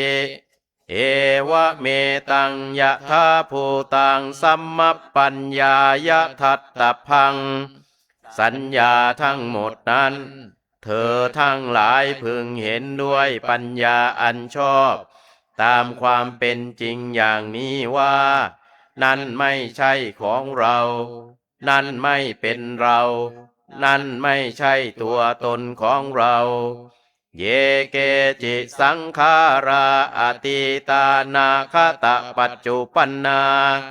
สังขารอย่างใดอย่างหนึ่ง ทั้งที่เป็นอดีต อนาคตและปัจจุบัน อัจฉัตตังวาพหิทธาวา เป็นภายใน หรือภายนอก โอลาริกังวาสุขุมังวา เฮนังวาปณิตังวา หยาบหรือละเอียด เลวหรือประณีต ยันทุเรสันติเกวา ทั้งที่อยู่ไกล ที่ อยู่ หรือ ใกล้ สัพเพสังขาราเนตังมะมะเนโสหามัสสมินาเมโสอัตตาติเอวะเมตังยะธาภูตังสัมมัปปัญญายะทัตตพัง สังขารทั้งหมดนั้น เธอทั้งหลายพึงเห็น ด้วย ปัญญาอันชอบ ตามความเป็นจริงอย่างนี้ว่า นั่นไม่ใช่ของเรา นั่นไม่เป็นเรา นั่นไม่ใช่ตัวตนของเรา ยังกินจิวิญญาณังติตานาคตะปัจจุปันนัง วิญญาณอย่างใดอย่างหนึ่ง ทั้งที่เป็นอดีต อนาคตและปัจจุบัน อัจฉัตตังวาพหิทธาวา เป็นภายในหรือภายนอก โอลาริกังวาสุขุมังวาหินังวาปณิตังวา หยาบหรือละเอียด เลวหรือประณีต ยันทุเรสันติเกวา ทั้งที่อยู่ใน ที่ ใกล้หรือไกล สัพพังวิญญาณังเนตังมะมะเนโสหามัสสมินาเมโสอัตตาติเอวะเมตังยะธาภูตังสัมมัปปัญญายะทัตตพัง วิญญาณทั้งหมดนั้น เธอทั้ง หลายพึงเห็นด้วยปัญญาอันชอบ ตามความเป็นจริงอย่างนี้ว่า นั่นไม่ใช่ของเรา นั่นไม่เป็นเรา นั่นไม่ใช่ตัวตนของเรา เอวังปัสสังภิกขเวสุตตวาอริยสาวโก ภิกษุทั้งหลาย อริยสาวกผู้ได้สลับแล้ว เห็นอย่างนี้ โรปัสสมินปินิพพินทติ ย่อมเบื่อหน่ายแม้ในรูป เวทนายะปินิพพินทติ ย่อมเบื่อหน่ายแม้ในเวทนา สัญญายะปินิพพินทติ ย่อมเบื่อหน่ายแม้ในสัญญา สังขาเรสุปินิพพินทติ ย่อมเบื่อหน่ายแม้ในสังขารวิญญาณัสสมิงปินิพพินทติ ย่อมเบื่อหน่ายแม้ในวิญญาณ หมดเลยครับ ข้างหลังข้างหลังมี ของผมหายไปหน้าหนึ่งเดียวนะหน้า8นะโทษที นะอ้าวต่อไปนะโยมนะ นิพพินทางวิรัชติ เมื่อหนายย่อมคลายกำหนัด วิราคาวิมุตจติ เพราะคลายกำหนัดจึงหลุดพ้น วิมุตตัสสมิงวิมุตตมิติญาณังโหติ เมื่อหลุด พ้นแล้วย่อมมีญาณอย่างรู้ว่า หลุดพ้นแล้วขีนาชาติวุสิตังพรหมจาริยัง รู้ชัดว่า ชาติสิ้นแล้ว พรหมจรรย์อยู่จบแล้วกะตังกรณียัง นาปรังอิทธัตตายาติปชานาติติ กิจที่ควรทำได้ทำเสร็จแล้ว กิจอื่นเพราะความเป็นอย่างนี้มิได้มี อิทามโวจะภควา พระผู้มีพระภาคเจ้า ได้ตรัสธรรมปริยายนี้แล้ว อัตตมนาปัญจวัคคิยาภิกขุภควโตภาสิตังอภินันทุง ภิกษุปัญจวัคคีย์ต่างมีใจยินดีเชิญชมภาสิทธิ์ของพระผู้มีพระภาคเจ้า อิมัตสมินจะปนะเวยาการนัตสมิงพัญญมาเน ก็ขณะเมื่อพระผู้มีพระภาคเจ้ากำลังตัดเทศนาภาสิทธินี้อยู่ ปัญจวัคคิยานังภิกขุนังอนุปาทายา อาสเวหิจิตตานิวิมุตติงสุติ ภิกษุปัญจวัคคีย์ก็มีจิตหลุดพ้นจากอาสวะ เพราะไม่ยึดมั่นถือมั่นด้วยอุปาทานดังนี้แลเอาสาธุดังๆหน่อยสิ3 ครั้ง สาธุสาธุ โอ้เป็นบุญเนาะนะเหนื่อยไหมไม่เหนื่อยนะไม่เหนื่อยแล้วจะเอาต่อถึง6 ทุ่มวันนี้ นะทีนี้หลังจากที่พระพุทธเจ้าเนี่ยได้ให้คำแนะนำว่าทั้ง5อย่างนั้นน่ะมันก็มีความทุกข์ประกอบอยู่แล้ว ก็เลยให้รายละเอียดเพิ่มเติมว่ายังกินจินะไม่ว่าจะเป็นรูปังนะมาเรื่อยๆจนมาถึงยังกินจิวิญญาณังอตีตะนาคตปัจจุปันนังว่าวิญญาณใดอย่างหนึ่งสิ่งที่เป็นทั้งที่เป็นอดีตอนาคตปัจจุบันเนี่ยทั้งที่เป็นภายในหรือภายนอกคำนี้สำคัญนะโยมนะคำว่าภายในกับภายนอกเนี่ยโยมท่านใดเคยวิเคราะห์คำว่าภายในกับภายนอกไหมหมายถึงอะไรโยมที่ว่าภายในกับภายนอกเนี่ยอัจฉัตตังวาพหิทธาวาเนี่ยภายในร่างกายเราแล้วภายนอกกับโยมหลังแม่อาจารย์ด็อกเตอร์อาจารย์ด็อกเตอร์ช่วยผมหน่อยที่โยมพูดอย่างนี้เป็นยังไงครับภายในก็ในร่างกายเราภายนอกก็นอกร่างกายเราโยมนะมันทุบหินอยู่นะนี่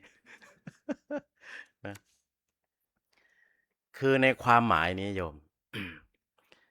หมายถึงอายตนะภายในกับอายตนะภายนอกอายตนะภายในคืออะไรโยมมันต้องตอบอย่างนี้นี่อันนี้ได้คะแนน100เลยนี่อายตนะภายในภายนอกมันต้องตอบมาอย่างนี้ใช่ไหมแล้วภายนอกล่ะเอาเดี๋ยวใจเย็นเอาสลับกันแล้วเอาถือว่าถูกนะมันจะสลับกันหน่อยไม่เป็นไรนะ แล้วไอ้สองสิ่งนี้เนี่ยมันมีอะไรคุณสมบัติของมันโยม ต่อไปที่ข้างล่างเนี่ยดูต่อไปที่อะไรนะ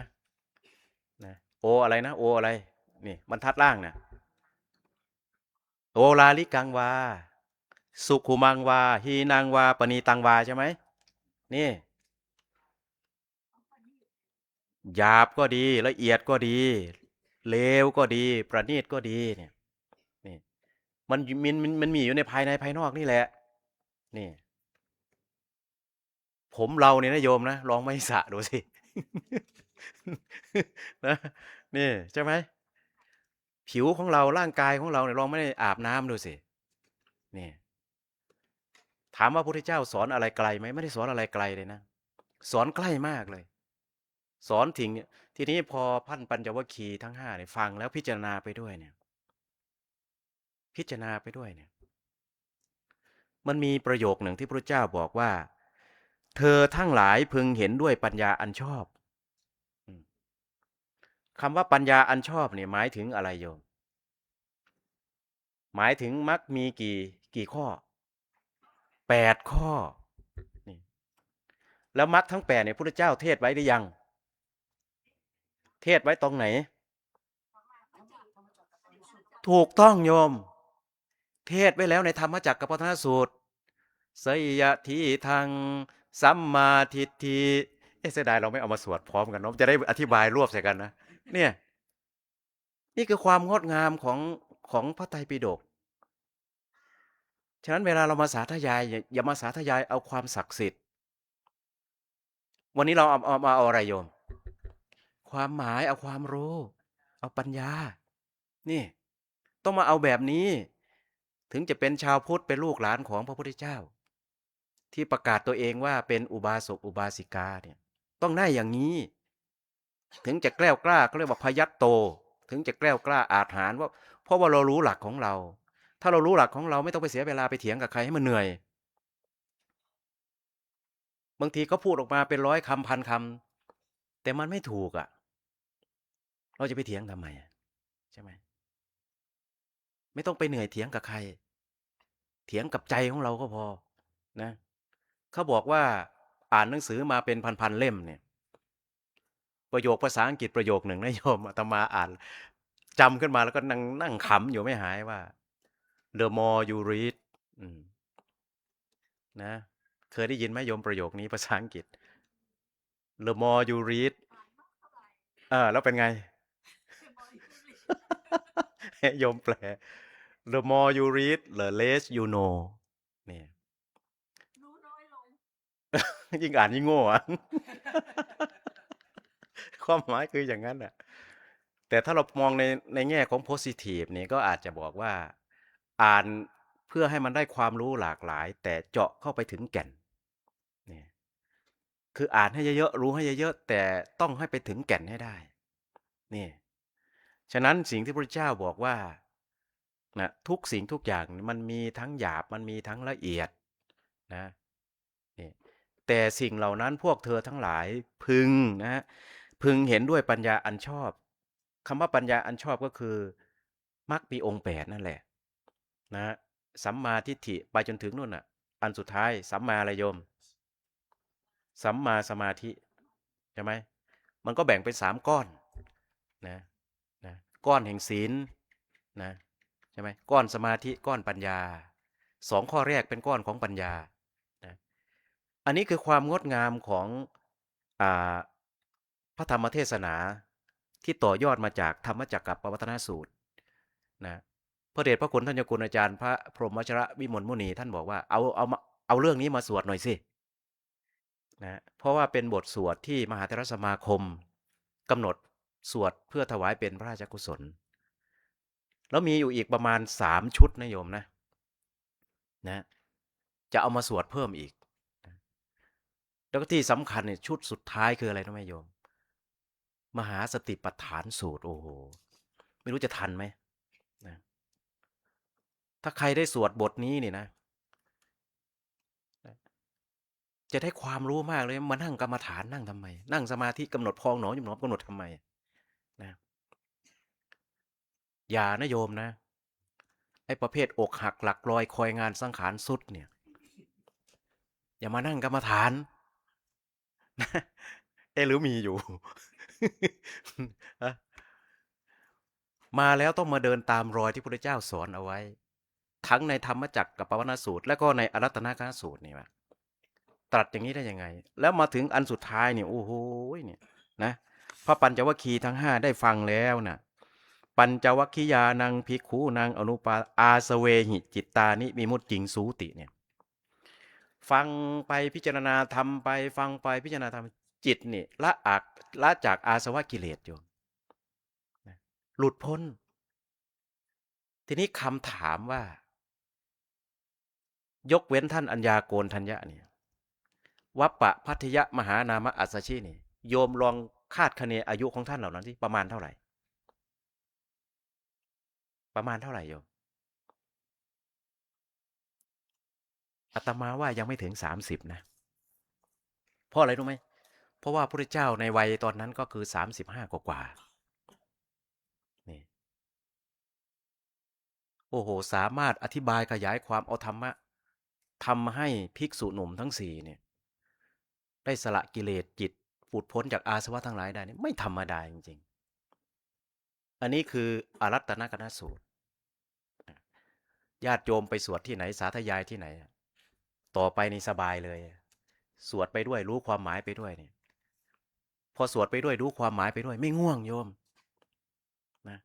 ไอ้ที่เราง่วงสวดไปง่วงเนี่ยพระก็สวดไปโยมก็เคารพธงชาติไปเรื่อยเนี่ยนะอันนี้เราไม่รู้ความหมายถ้ารู้แล้วมันจะไม่เบื่อ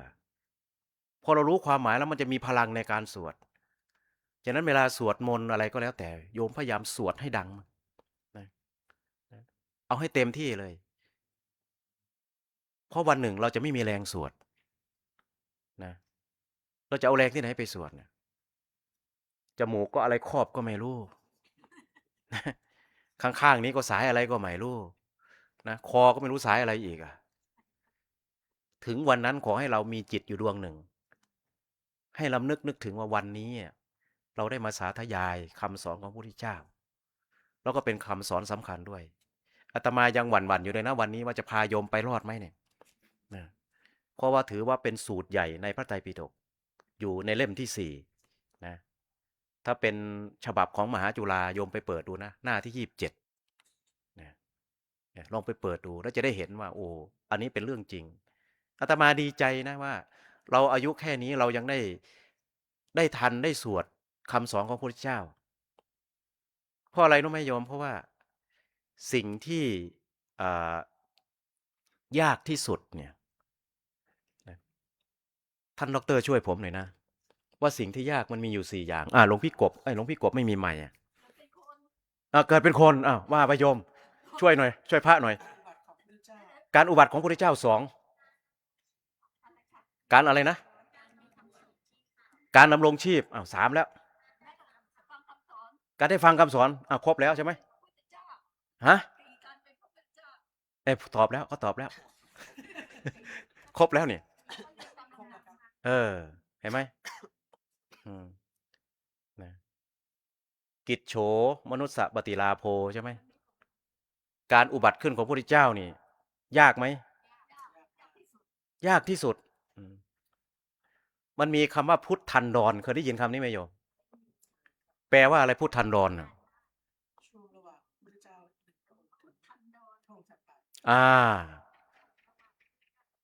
เขาเรียกว่าเป็นช่วงว่างเว้นจากการมีพระพุทธเจ้าเรียกช่วงนั้นว่าพุทธันดรนี่มันนานมาก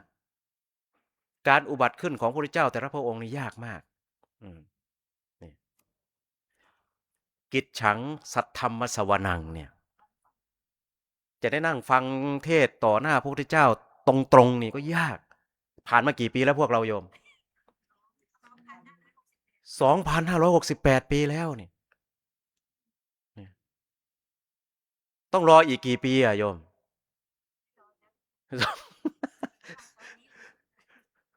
จะฟังได้ยังไงเพราะว่าไม่มีพระพุทธเจ้ามีแต่สาวกของพระพุทธเจ้าเท่านั้นนั่งอยู่เนี่ยใช่ไหมนี่ต้องรออีก2,500นู่นน่ะเกิดอีก2,500 ครั้งนี่ แต่ไม่แน่นะญาติโยมทำบุญสั่งสมบุญไว้เรื่อยๆเรื่อยๆเรื่อยๆเนี่ยนะอาจจะได้เกิดครั้งสองครั้งนะแล้วระหว่างนั้นอยู่ไหนนู่นเสวยสุขอยู่บนสวงสวรรค์นั่นนะอาจจะเป็นชั้นพรหมชั้นไหนเราก็ไม่รู้อืมแต่อย่างน้อยที่สุดก็ขอไม่ให้ไปลงอบายอ่ะใช่ไหมนี่เห็นไหมเอ้าโยมต้องมั่นใจนะว่าอาตมาตอบได้หรือเปล่า เอาว่ามาเออเอาก็คำเดียวกับภาษาอังกฤษนั่นแหละโนนั่นกันน่ะโนมันมีสองความหมายนะโยมโนทางกายภาพมันบวมขึ้น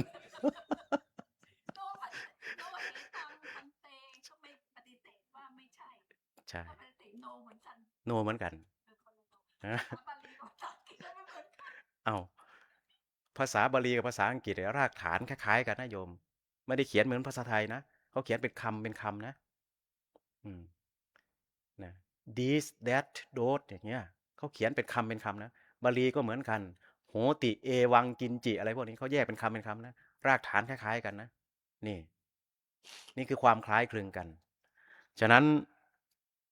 พระสูตรนี้นี่จึงเป็นพระสูตรที่ถ้าโยมอยู่ที่บ้านนะ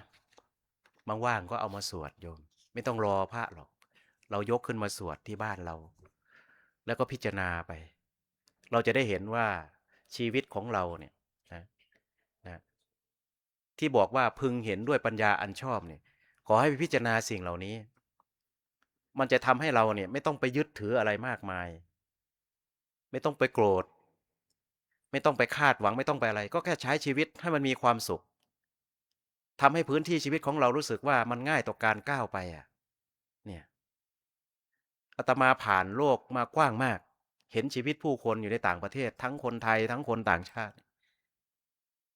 บางคนเนี่ยอาตมาก็สงสัยว่าเอ๊ะเกิดอยู่ในประเทศอังกฤษที่เขามั่งคั่งมั่งมีขนาดทำไมใช้ชีวิตยากจังทำไมในหัวมีแต่คำถาม question mark เต็มหัวเลยอ่ะอืมพอเราถามไปถามมากลายเป็นว่าเขามองชีวิตเขาเรียกว่ามองแบบสลับซับซ้อนจนเกินไปพอมองมันสลับซับซ้อนมันก็เลยยากในการที่จะลำดับชีวิต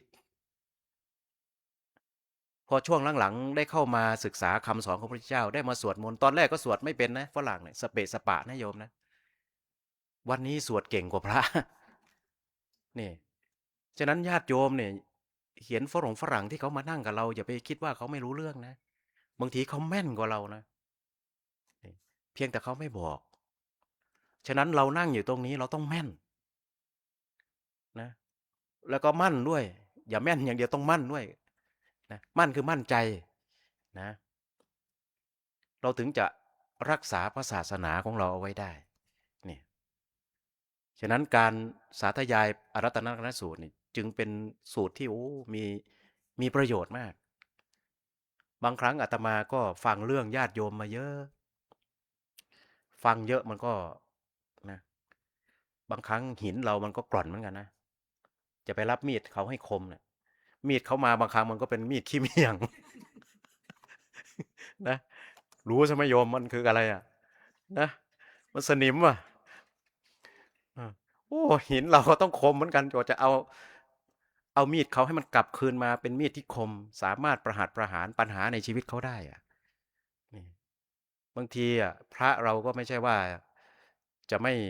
สะบักสะบอมนะการฟังปัญหาของญาติของโยมเนี่ยแต่ก็ได้อาศัยธรรมะของพระพุทธเจ้านี่แหละนะเอาไปค่อยๆลูบค่อยขัดค่อยลูบค่อยขัดสุดท้ายเขาก็เข้าใจชีวิตก็ปล่อยวางได้หนึ่งในหินก้อนนั้นก็คือคำสอนที่มาจากอารัตนกนสูตรนี่แหละนะฉะนั้นโยมก็ลองเอาไปขยายความไปตีความดูแล้วก็ใช้ให้เป็นคุณวิเศษดูแลจิตของเราให้ได้ดูแลอารมณ์ของเราให้ได้ดูแลชีวิตของเราให้ได้นะถ้าเราได้แค่นี้ก็แสดงว่าเราเป็นพุทธบุตรพุทธธิดาอย่างแท้จริงนะอย่าไปเอาพลังอะไรบางสิ่งบางอย่างไม่จำเป็นหรอกนะโยมบางคนไปหาอาตมาเนี่ยโอ้ยเปิดกระเป๋าเลยพระเครื่องเต็มนะ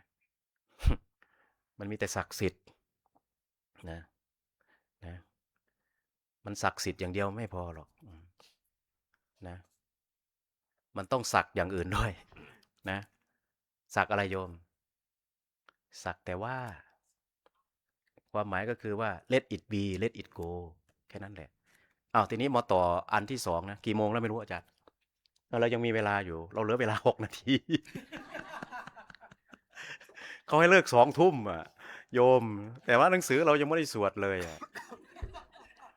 นะสวดไหม่โยมเปิดไปหน้า95นะโยมนะสวดหน่อยหนึ่งก็ยังดีใช่ไหมแล้วจะรีบไปทำไมรถก็ติดนะหรือเขาจะปิดโบสถ์ไล่เราท่านดรนะสวดไปเดี๋ยวนะเดี๋ยวอาตมากำหนดหน้านิดหนึ่งโยมจะได้อ่ามาขยายผลต่อพรุ่งนี้เอามาจบที่หน้า101ก็แล้วกันนะหน้า101ก็แล้วกันเนาะประมาณนี้เพราะว่าเราต้องแปลด้วยนะเรื่องนี้ก็โอ้โยมก็ดีเหมือนกันนะเรื่องท่านมหากัจจายนะเนี่ยนะถ้าโยมเคยได้ยินได้ฟังเนี่ยโอ้นะเดี๋ยวพรุ่งนี้มาเล่าสรุปให้ฟังว่าเรื่องนี้สำคัญยังไงนะจบดีกว่าเหรอเอายาวเลยไหมเอาให้จบเลยว่าอาจารย์ดร.สุภชัยบอกว่าเอาให้จบเลยถ้างั้นอาตมาขอฉันน้ำก่อน เอาโยมทานน้ำโยมนะนักมวยนะเอออืมเอาให้จบเลยว่างั้น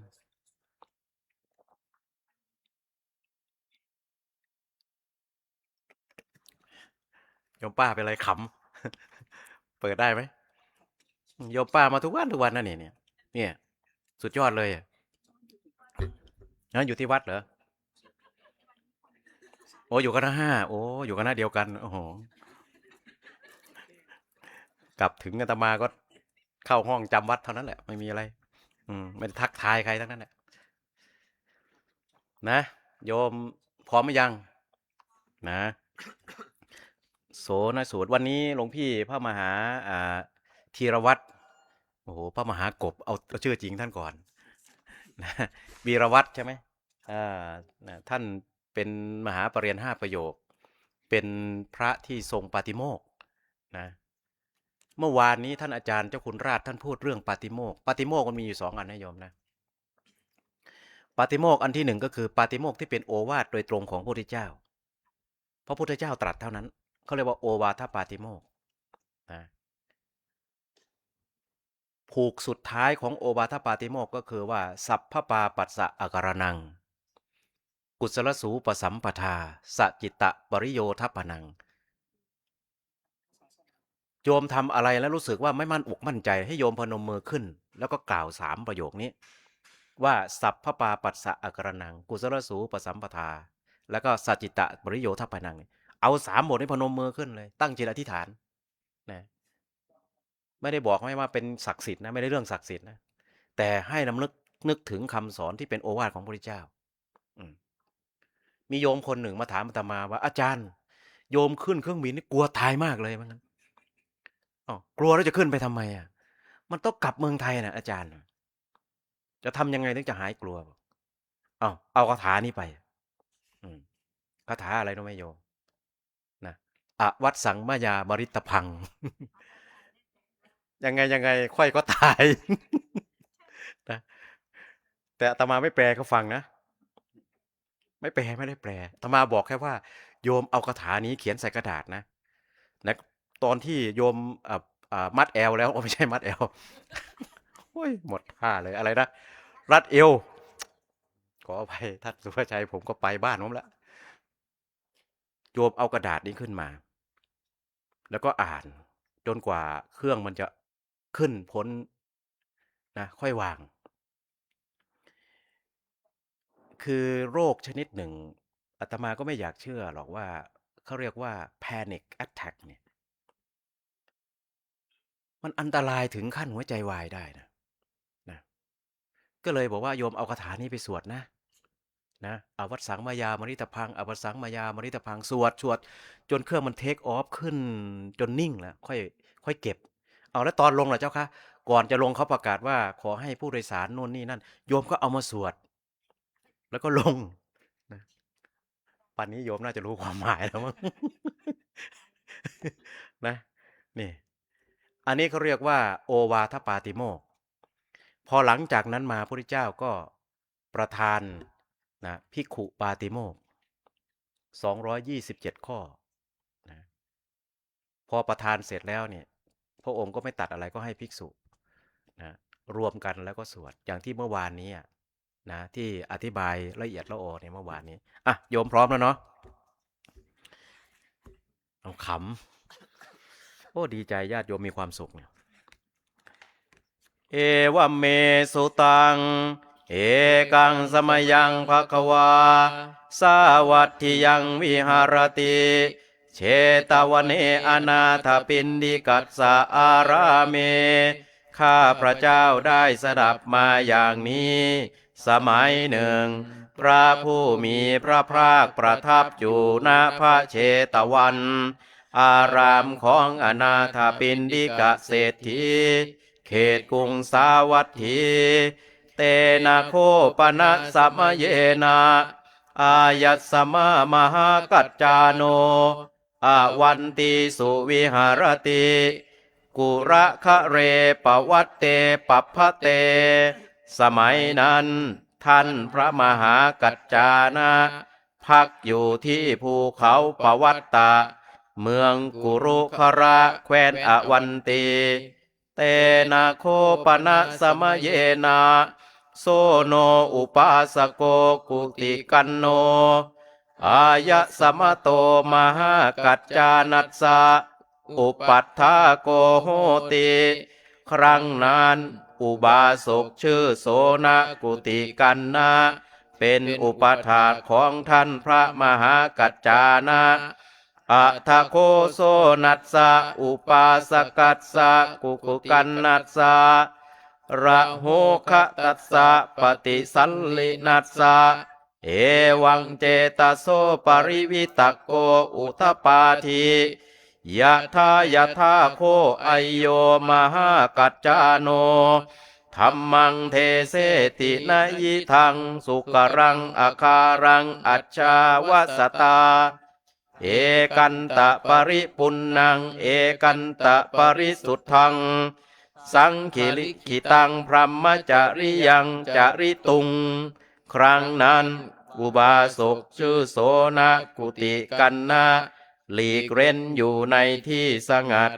เกิดความคิดคำหนึ่งอย่างนี้ว่าการที่ผู้อยู่ครองเรือนจะประพฤติพรหมจรรย์ให้บริสุทธิ์บริบูรณ์ครบถ้วน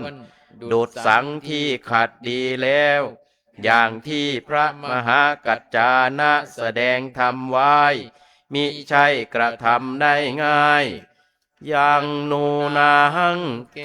สมัตสุงโอหาเรตตวากาสายานิวัฏฐานิอัจฉาเทตวาอาคารัสสมาอนาคาริยังปัพพะเชยยันเตทางที่ดีเราควรปลงผมโกนหนวดนุ่งห่มผ้ากาสายะออกจากเรือนบวชเป็นบรรพชิตอัทธโคโสโนอุปาสโกกุติกันโนเยนายัสสมามหากัจจาโนเตนุปสังกมิอุปสังกมิตตวาอายัสสมันตังมหากัจจานังอภิวาเทตวาเอกมันตังนิสิธิเอกมันตังนิสินโนโคโสโนอุปาสโกกุติกันโนอายัสสมันตังมหากัจจานังเอตัทโวจาต่อมาเขาเข้าไปหาท่านมหากัจจานะถึงที่อยู่ไหว้แล้วนั่งณที่สมควรได้กล่าวกับท่านมหากัจจานะดังนี้ว่าอิทะไมหังพันเตระโหคะตัสสะปฏิเสนาสะเอวังเจตโสปริวิตโกอุทปาทิ ยะทายะทาโคไอโยมหากัจจาโนธัมมังเทเสติยะยิทังสุกรังอาคารังอัจฉาวสตา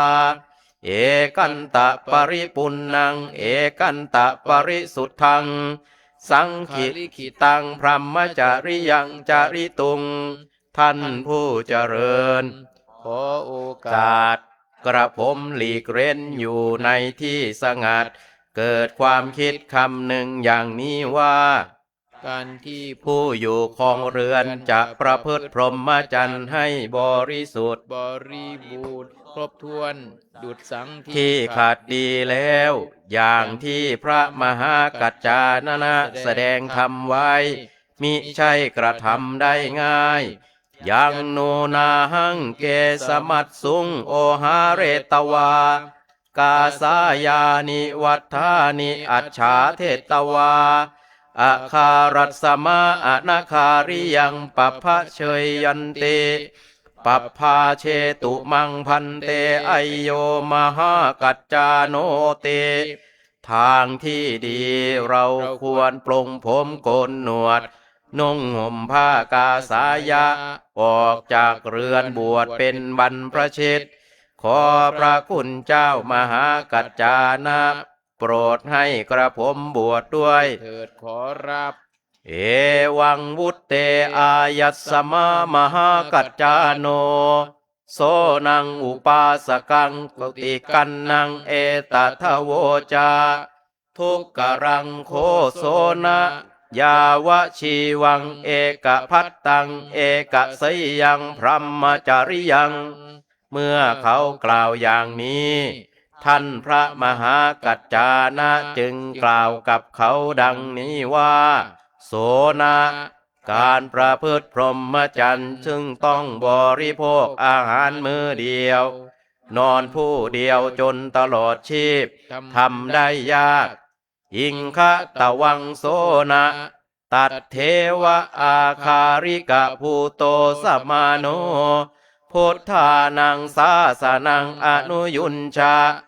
กาลยุตตังเอกพัตตังเอกสยยังพรหมจาริยันติเอาเถอะโสนะท่านเป็นคฤหัสถ์อยู่ที่บ้านนั่นแหละจงหมั่นประพฤติตามคำสั่งสอนของพระพุทธเจ้าทั้งหลายซึ่งเป็นพรหมจรรย์ที่ต้องบริโภคอาหารมื้อเดียว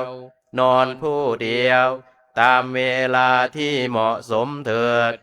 อะทะโคโสนัสสะอุปาสกัสสะกุติกันนัสสะ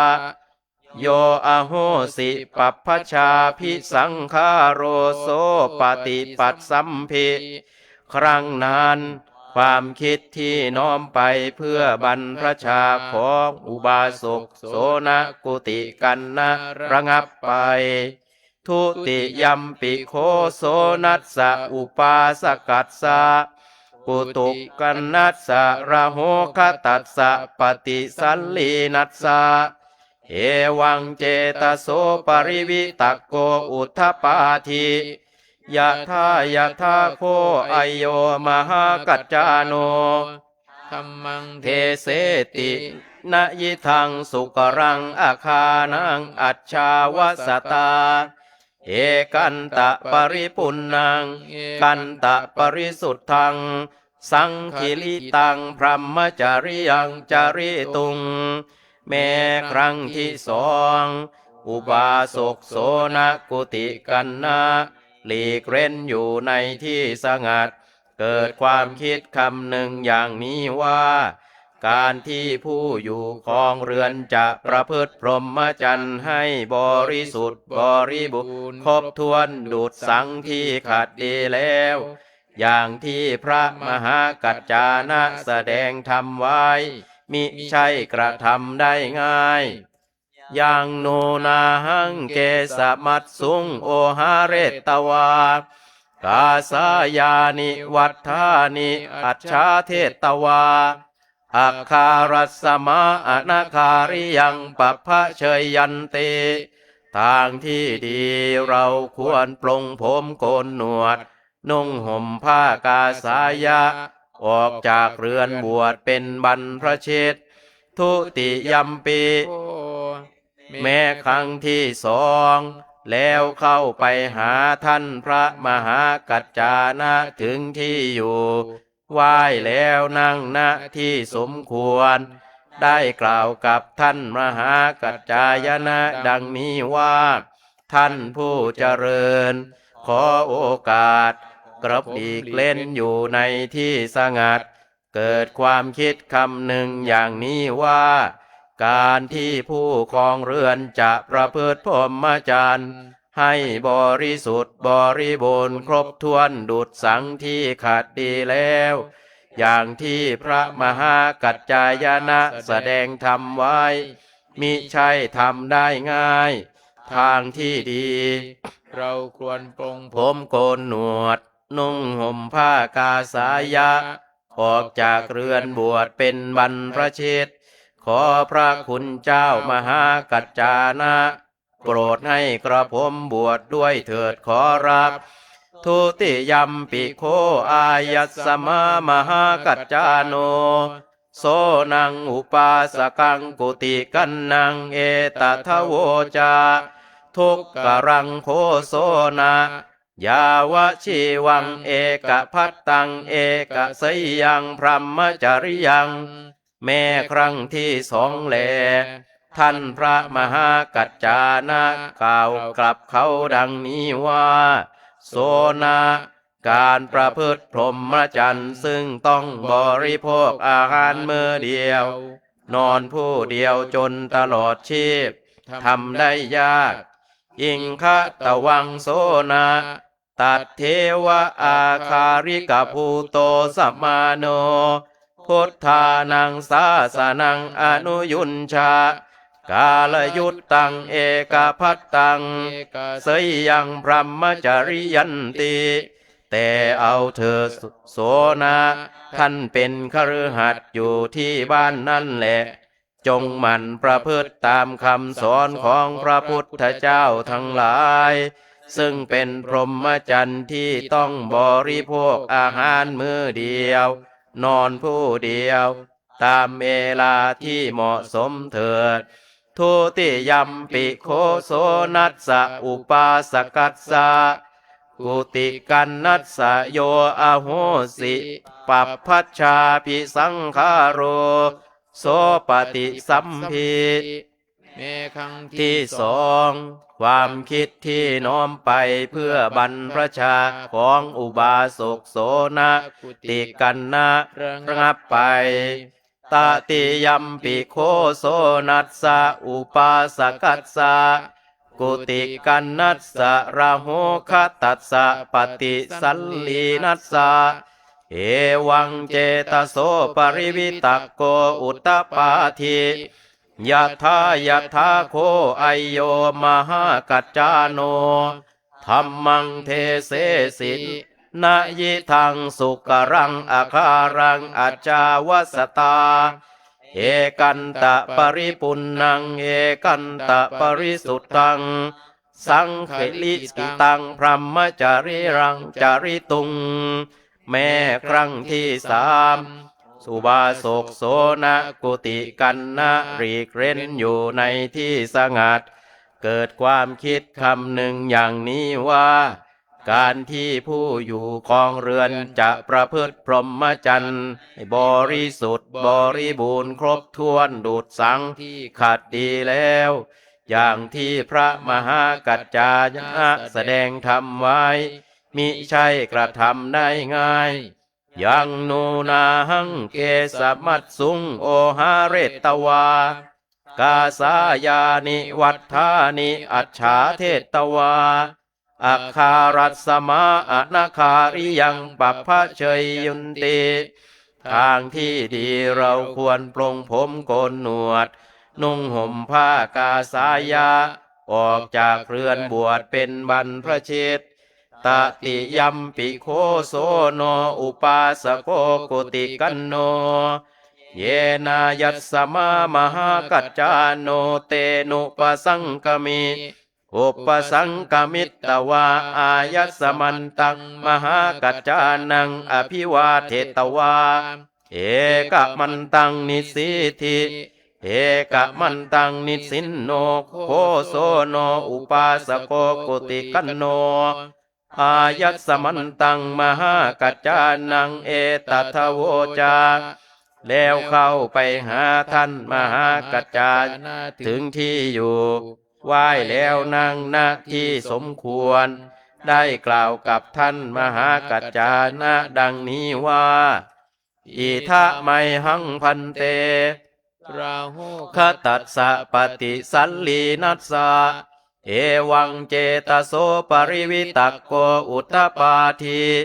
ยะทายะทาโคไอโยมหากัจจาโนธัมมังเทเสตินยิตังสุกรังอาคารังอัจฉาวัสตาเอกันตะปริปุณนังเอกันตะปริสุทธังสังคิลิขิตังพรหมจาริยังจาริตุงยังโนนาหังเกสมักสุงโอหาเรตวากาสายานิวัฏฐานิอัจฉาเทตวาอัคคารสมาอนาคาริยังปัพพะเชยยันติปัพพาเชตุงมังพันเตไอโยมหากัจจาโนติท่านผู้เจริญขอโอกาสพรหมหลีกเร้นอยู่ในที่สงัดเกิดความคิดคำหนึ่งอย่างนี้ว่าการที่ผู้อยู่ครองเรือนจะประพฤติพรหมจรรย์ให้บริสุทธิ์บริบูรณ์ครบถ้วนดุจสังที่ขัดดีแล้วอย่างที่มหากัจจายนะแสดงธรรมไว้มิใช่ทำได้ง่ายทางที่ดีเราควรปลงผมโกนหนวดนุ่งห่มผ้ากาสายะออกจากเรือนบวชเป็นบรรพชิตขอพระคุณเจ้ามหากัจจานะโปรดให้กระผมบวชดด้วยเถิดขอรับอาทาโคอายัสสมามหากัจจาโนโสนังอุปาสกังกุติกันนังปัพพาเชสิดำดับนั้นท่านมหากัจจายนะจึงให้อุบาสกโสนกุติกันนะบวชเตนะโคปนะสมเยนะอวันติทักขินาปโทอัปปะภิกขุโกโหติก็สมัยนั้นอวันติทักขินาบทมีภิกษุน้อยอัตถโคอายัสสมามหากัจจาโนตินนังวัดสานังอัจเจเยนะกิจเชนะกริสเรนะตะโตทัสวะคังภิกขุสังคันสันนิปาเตตวาอายสมันตังโสนังอุปสัมปาเทสีคราวนั้นท่านมหากัจจายนะจัดหาภิกษุสงฆ์จากที่นั้นให้ครบองค์ประชุมคือ10 รูปได้ยากลำบากเวลาล่วงไปถึง3 ปีจึงให้ท่านโสนอุปสมบทได้อัทาโคอายัสมันโตโสวัสสะวัดสังบุตถัสสะระโหคตัสสะปฏิสัลลีนัสสะเอวังเจตโสปริวิตักโกอุทธปาทีนาโคเมโสภควาสัมมุขาทิโทอปิจะสุโตเยวะเมโสภควาอิทิโสจะอิทิโสจาติสมัยนั้นท่านพระโสนะออกพรรษาแล้วหลีกเร้นอยู่ในที่สงัดเกิดความคิดคำหนึ่งอย่างนี้ว่าเราไม่เคยเฝ้าพระผู้มีพระภาคพระองค์นั้นจะเพราะพระพลักเลยเพียงแต่ได้ยินว่าพระผู้มีพระภาคพระองค์นั้นทรงมีพระลักษณะเช่นนี้และเช่นนี้สะเจมังอุปชายโยอนุชาเนยยาขัดเฉยยาหังตังภควังทัสสนายาอรหันตังสัมมาสัมพุทธันติถ้าอุปชาอนุญาต เราจะไปเฝ้าพระผู้มีพระภาคอรหันตสัมมาสัมพุทธเจ้าพระองค์นั้นอัตโคอายัสสมาโซโนสายันหะสะมยังปฏิสัลลานาวุติโตเยนายัสสมามหากัจจาโนเตโนปสังกมิอุปสังกมิตตวาอายัสสมันตังมหากัจจานังอภิวาเทตวาเอกมันตังนิสีทิเอกมันตังนิสินโนโคอายัสสมาโซโนอายัสสมันตังมหากัจจานังเอตทโวจาครั้งนั้นในเวลาเย็นท่านพระโสนะออกจากที่หลีกเล่นเข้าไปหาท่านมหากัจจานะถึงที่อยู่ไหว้แล้วนั่งณที่สมควรได้กล่าวกับท่านพระมหากัจจานะดังนี้ว่าอิทะไมหังพันเตระโหคตัสสะปฏิสัลลีนัสสะเอวังเจตโสปริวิตักโกอุตตปาตินาโคเมโสภควาสัมมุขาทิโทอปิจะสุโตเยวะเมโสภควาอิทิโสจะอิทิโสจาติท่านผู้เจริญเราโอกาสกระผมหลีกเล่นอยู่ในที่สงัดเกิดความคิดคำหนึ่งอย่างนี้ว่าเราไม่เคยเฝ้าพระผู้มีพระภาคพระองค์นั้นเฉพาะพระพักตร์เลยเพียงแต่ได้ยินว่าพระผู้มีพระภาคพระองค์นั้นทรงมีพระลักษณะเช่นนี้และเช่นนี้สะเจเมชายโยอนุชายยะขัดเฉยยาหังตังภควันตังทัสสนายาอรหันตังสัมมาสัมพุทธันติถ้าพระอุปัชฌาย์อนุญาตกระผมจะไปเฝ้าพระผู้มีพระภาคอรหันตสัมมาสัมพุทธเจ้าพระองค์นั้นสาธุสาธุโสนะคัจฉาตะวังโสนะตังภควันตังทัสสนายาอรหันตังสัมมาสัมพุทธันติท่านมหากัจจานะกล่าวว่าดีละโสนะท่านจงไปเฝ้าพระผู้พระภาคอรหันตสัมมาสัมพุทธเจ้าพระองค์นั้นเถิดทักขิตสิตวังโสนะตังภควันตังปาสาธิกังปสาธนียังสันตรินทริยังสันตมานาสังอุตตมนัธรรมสมัฏฐมนุปปตังทันตังคุตตังยตินทริยังนาคังท่านจะเห็นพระผู้มีพระภาคพระองค์นั้นผู้น่าเลื่อมใสทรงเป็นที่ตั้งแห่งความเลื่อมใสมีพระอินทรีย์สงบมีพระทัยสงบทรงบรรลุธรรมถะและสมถะสูงสุดทรงฝึกฝนแล้วคุ้มครองแล้วทรงสำรวมอินทรีย์ทรงเป็นผู้ประเสริฐวานามมะวัจเนนะภควโตปาเทศิรสาวันทาหิอุปัชฌายโยเมพันเตอายัสสมามหากัจจาโนภควโตปาเทศิรสาวินทันติติอัปปาภาทังอัปปาตังกังลาหุทานังพลังภาสุวิหารังกุจจติติเอวันจะวะเทหีท่านครั้นเห็นแล้วจงถวายอภิวาทพระยุคลบาทของพระผู้มีพระภาคด้วยเสียงกล่าวจงทูลถามถึงสุขภาพความมีโรคาพาธน้อยกระปรี้กระเป๋ามีพระลานามัยสมบูรณ์อยู่สำราญตามคำของเราว่าข้าแต่พระองค์ผู้เจริญท่านพระมหากัจจานะพระอุปัชฌาย์ของข้าพระองค์ ขอถวายอภิวาทพระยุคลบาทของพระผู้มีพระภาคด้วยเสียงกล้าว กราบทูลถามถึงสุขภาพ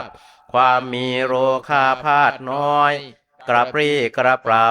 มีพลานามัยสมบูรณ์อยู่สำราญ เอวังพันเตติโคยาจัสมาโซโนอายสมโตมหากัจจานัสสะภาสิตังอภินันทิตวาอนุโมทิตวาอุทธายาสนาอายสมันตังมหากัจจานังอภิวาเทตวาปะทักขินังกัตตวาเสนาสนังสังสาเมตตวาปัตตะจีวรมาทายาเยนะสาวัตถิเตนะจาริกังปกามีท่านพระโสนะรับคำของท่านพระมหากัจจานะแล้วชื่นชมยินดีคำที่ท่านมหากัจจานะกล่าวแล้วลุกจากอาสนะไหว้ท่านมหากัจจายนะรับทักษิณแล้วจึงเก็บอาสนะถือบาทและจีวรจาริกไปทางกรุงสาวัตถีอนุปุเพนะจาริกันจารมาโนเยนะสาวัตถีเชตวังอนาถปินดิกัสสะอารามโมเยนะภะคะวาเตนุปสังกมิอุปสังกมิตตวาภะคะวันตังอภิวาเทตวาเอกมันตังนิสิทิเอกมันตังนิสินโนโคอายัสสมาโซโนภะคะวันตังเอตทะโวจาเที่ยวจาริกไปโดยลำดับจนถึงพระเชตวันอารามของอนาถปิณฑิกเศรษฐีเขตกรุงสาวัตถีแล้วเข้าเฝ้าพระผู้มีพระภาคจนถึงที่ประทับถวายอภิวาทแล้วนั่งณที่สมควรได้กราบทูลพระผู้มีพระภาคดังนี้ว่าอุปัชฌายโยเมพันเตอายัสสมามหากัจจาโนภะคะวะโตปาเทศิรสาวันทติอัปปาทาทังอัปปาตังกังละหุทานังพลังภาสุวิหารังปุจจติติข้าแต่พระองค์ผู้เจริญท่านพระมหากัจจานะพระอุปัชฌาย์ของข้าพระองค์ขอถวายอภิวาทพระยุคลบาทของพระผู้มีพระภาคด้วยเสียงกล้าวกราบทูลถามถึงสุขภาพความมีโรคาพาธน้อยกระปี้กระเป๋ามีพระพลานามัยสมบูรณ์อยู่สำราญกัจจิภิกขุขมณียังกัจจิยาปนิยังกัสสิจิอัปปกิลมเทนะอัฏฐานังอาคโตนะจะปินลิเกนะกิลันโตสิติพระผู้มีพระภาคตรัสถามว่าภิกษุเธอยังสบายดีหรือยังพอเป็นอยู่ได้หรือเธอเดินทางมาโดยไม่ลำบากหรือบิณฑบาตไม่ลำบากหรือขมานียังภควายาปะนียังภควาอัปปะกิลมเทนะจาหังพันเตอัฏฐานังอาคโตนะจะปินเกนะกิลันโตมเหติท่านพระโสนะทูลตอบว่าสบายดีพระพุทธเจ้าข้าพอเป็นอยู่ได้พระพุทธเจ้าข้าพระองค์เดินทางมาโดยไม่ลำบากทั้งบิณฑบาตก็ไม่ลำบากพระพุทธเจ้าข้าอะทะโคภควาอายะสมันตังอานันทังอามันเตสิอิมัสสานันทะอาคันตุกัสสะภิกขุโนเสนาสนังปัญญาเปหิติต่อจากนั้น พระผู้มีพระภาครับสั่งเรียกท่านพระอานนท์มาตรัสถามว่า อานนท์เธอจงจัดเสนาสนะ ต้อนรับภิกษุอาคันตุกะรูปนี้อัทโคอายัสสมะโตอาทันนัสสะ เอตทะโหสิ ยัสสะโคมังภควาอานาเปติอิมัสสะอานันทาอาคันตุกัสสะภิกขุโน เสนาสนังปัญญาเปติอิจจติภควา เตนะภิกขุนาสัตถิง เอกวิหาเรวัตถุง อิจฉติภควา อายัส สมตาโสเนนะสัตถิง เอกวิหาเรวัตถุนติ ครั้งนั้น ท่านพระอานนท์คิดดังนี้ว่า การที่พระผู้มีพระภาครับสั่งว่า อานนท์เธอจงจัดเสนาสนะต้อนรับภิกษุอาคันตุกะรูปนี้สำหรับภิกษุรูปใด มีในให้รู้ว่า พระผู้มีพระภาคมีพระประสงค์จะประทับอยู่ในพระวิหารหลังเดียวกับภิกษุรูปนั้น ยัตสมิงวิหาเรภควาวิหารติ ตัดสมิงวิหาเรอายัสสมโตโสนัสสะเสนาสนังปัญญาเปสีพระผู้มีพระภาคมีพระประสงค์จะประทับอยู่วิหารหลังเดียวกับท่านพระโสนะ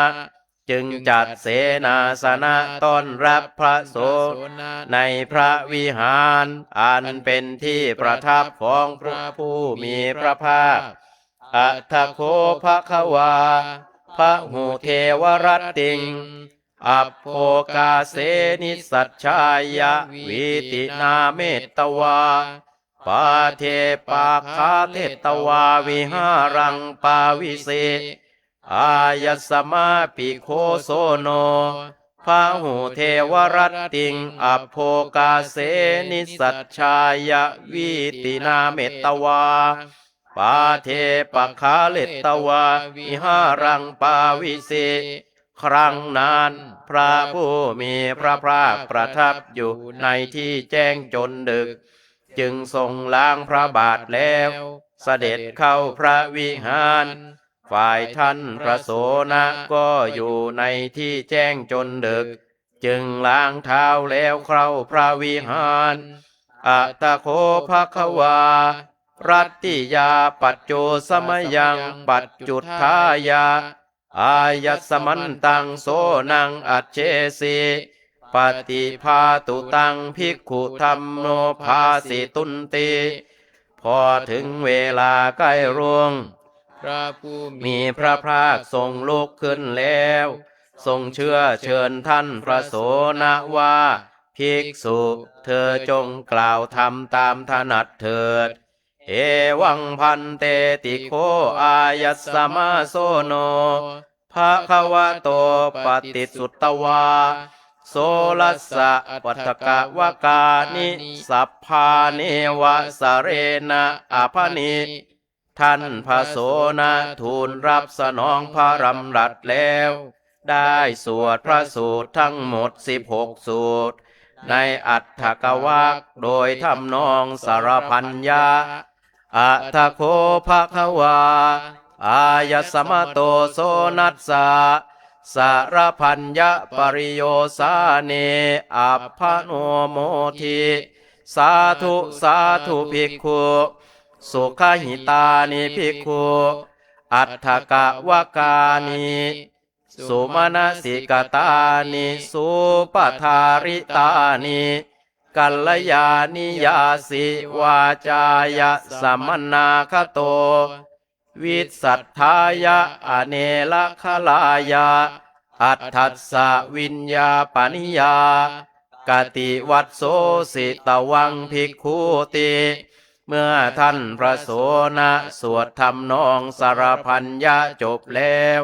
พระผู้มีพระภาคทรงชื่นชมอย่างยิ่ง จึงได้ประทานสาธุการ ว่า ดีละภิกษุ เธอเล่าเรียนสูตร16ใน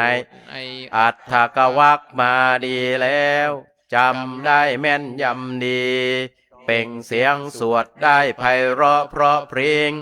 ไม่มีที่น่าตำหนิบอกความหมายได้ชัดเจน เธอมีพรรษาเท่าไร เอกวัตโสอะหังภควาติ ท่านพระโสนะทูลตอบว่า ข้าพระอ อง ง ค์ ค์บวชได้1 พรรษา พระพุทธเจ้าข้า กิจสะปนะตะวังภิกขุ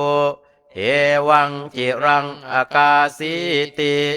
พระผู้มีพระภาคตรัสถามว่า ภิกษุเพราะเหตุไรเธอจึงช้าอยู่เล่า จิรังทิฏโธเมพันเต กาเมสุอาทินโว อปิจะสัมภาโทคาราวาโสพระหุกิจโจพระหุกะนิโยติ ท่านพระโสนะกราบทูลว่า ข้าพระองค์เห็นโทษในกามทั้งหลายนานแล้ว แต่อยู่ของเรียนวุ่นวาย มีกิจมาก มีธุระมาก พระพุทธเจ้าข้า อะทะโคภะคะวา เอตมัทธังวิทิตวา ตายะเวลายังอิมังอุทานังอุทาเนสิลำดับนั้น พระผู้มีพระภาคทรงทราบเนื้อความนั้นแล้ว จึงทรงเปล่งอุทานนี้ ในเวลานั้นว่า ทิสสวาอาทีนวังโลเก ยัตตวาธัมมังนิโรปทิง อริโยนารมติงปาเป ปาเปนารมติสุจิติ อารยชนเห็นโทษในโลก รู้ธรรมที่ไม่มีอุปธิจึงไม่ยินดีในบาป เพราะคนบริสุทธิ์ย่อมไม่ยินดีในบาป ฉัตรถังโสนสูตรที่6จบ โอ้โหสวดอย่างฟอร์มูล่าวันเลย เร่งสุดๆนะอาตมาสวดมาก็ลุ้นนะโยมนะ ลุ้นอะไรรู้ไหมโยมลองเดาใจอาตมาสิว่าอาตมาลุ้นอะไรฮะโอ้ลุ้นว่าโยมจะสวดได้ไหมมีใครเห็นต่างอย่างนี้ไหม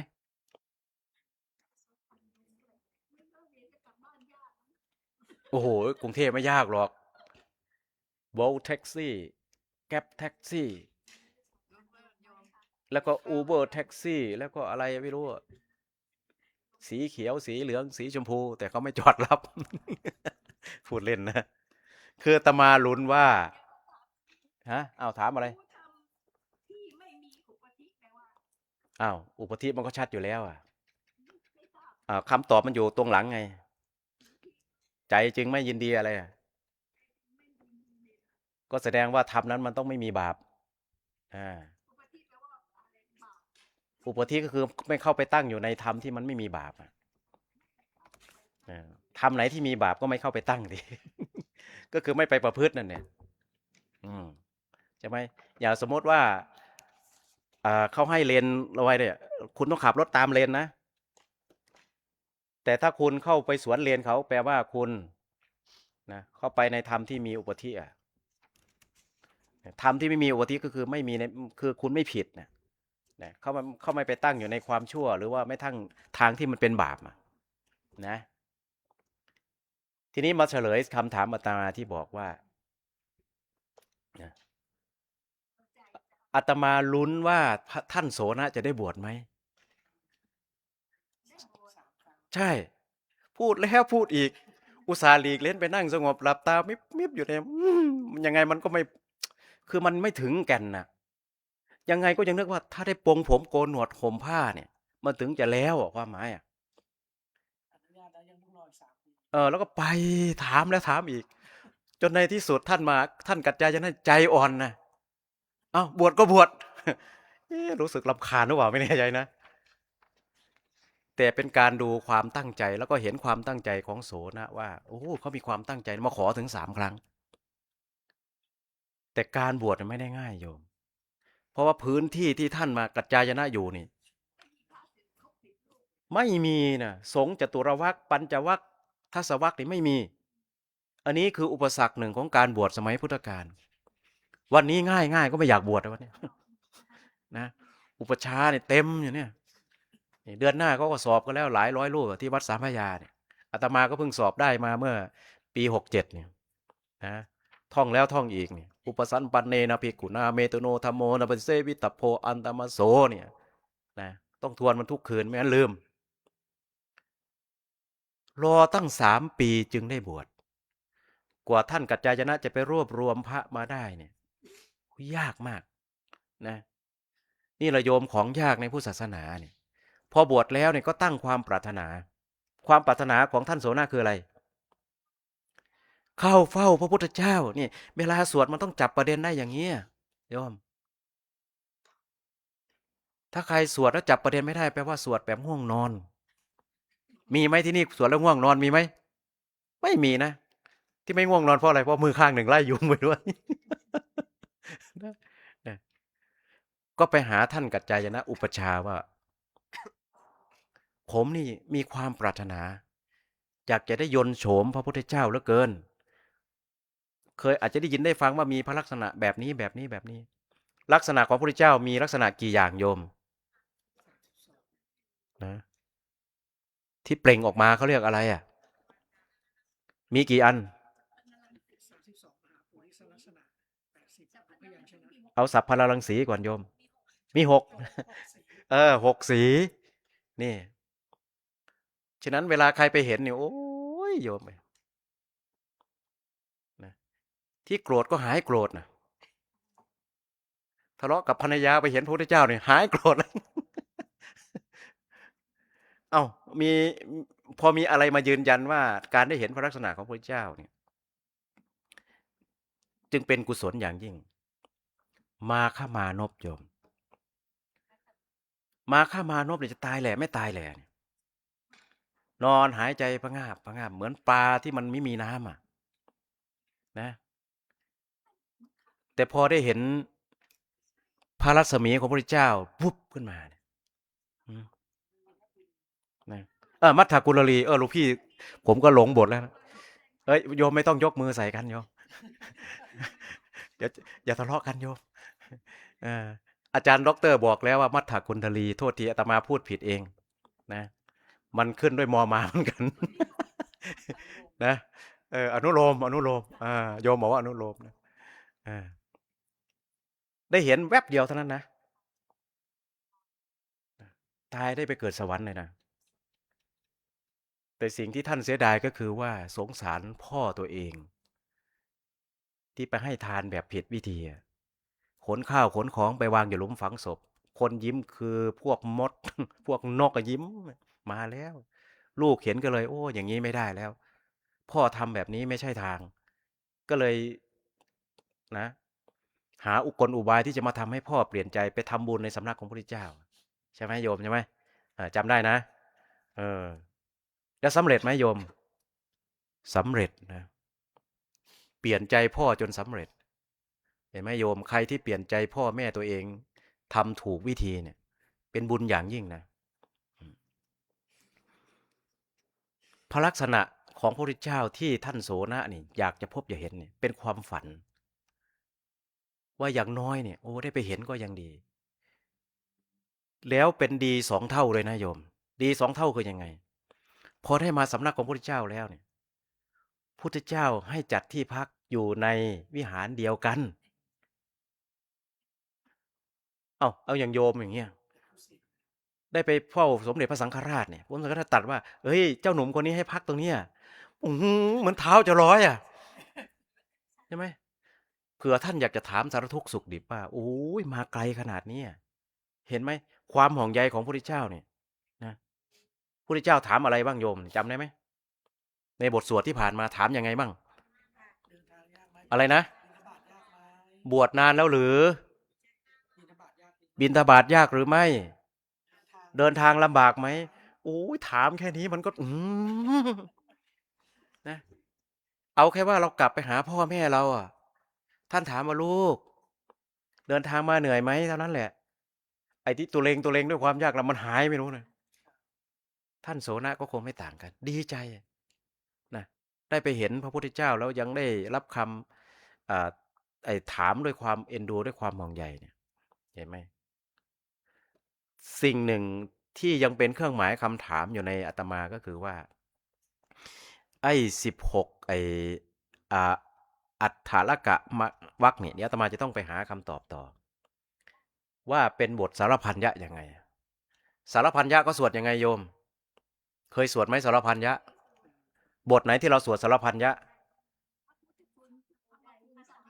พุทธคุณธรรมคุณสังฆคุณ แล้วบทอรหันต์8 ทิศเคยสวดไหมนะ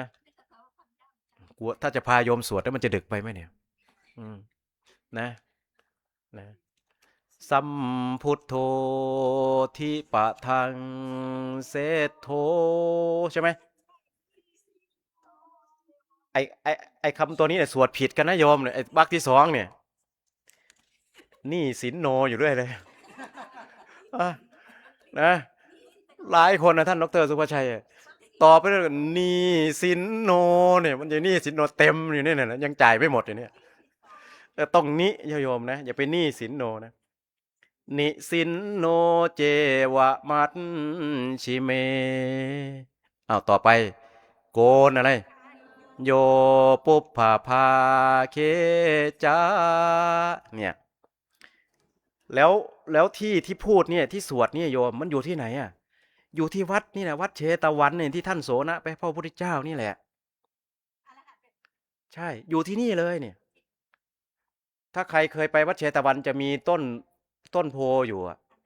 อยู่ข้างๆต้นโพน่ะนะโยมนี่แหละบทนี่แหละพุทธเจ้าเนี่ยถูกห้อมล้อมด้วยพระอรหันต์8 องค์ในทุกทิศเนี่ยนะแล้วก็อยู่ในที่เดียวกันด้วยและอารามแห่งนี้ก็เป็นอารามที่ท่านเศรษฐีชื่อว่าอนาถปิฎกะสร้างถวายแล้วก็อยู่ไม่ไกลจาก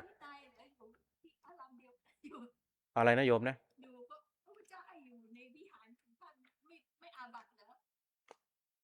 เอาท่านอนุญาตแล้วจะอาบัติได้ยังไงไม่อาบัติเพราะมันไม่ใช่อนุปสัมบันครับนะไม่ใช่อนุปสัมบัน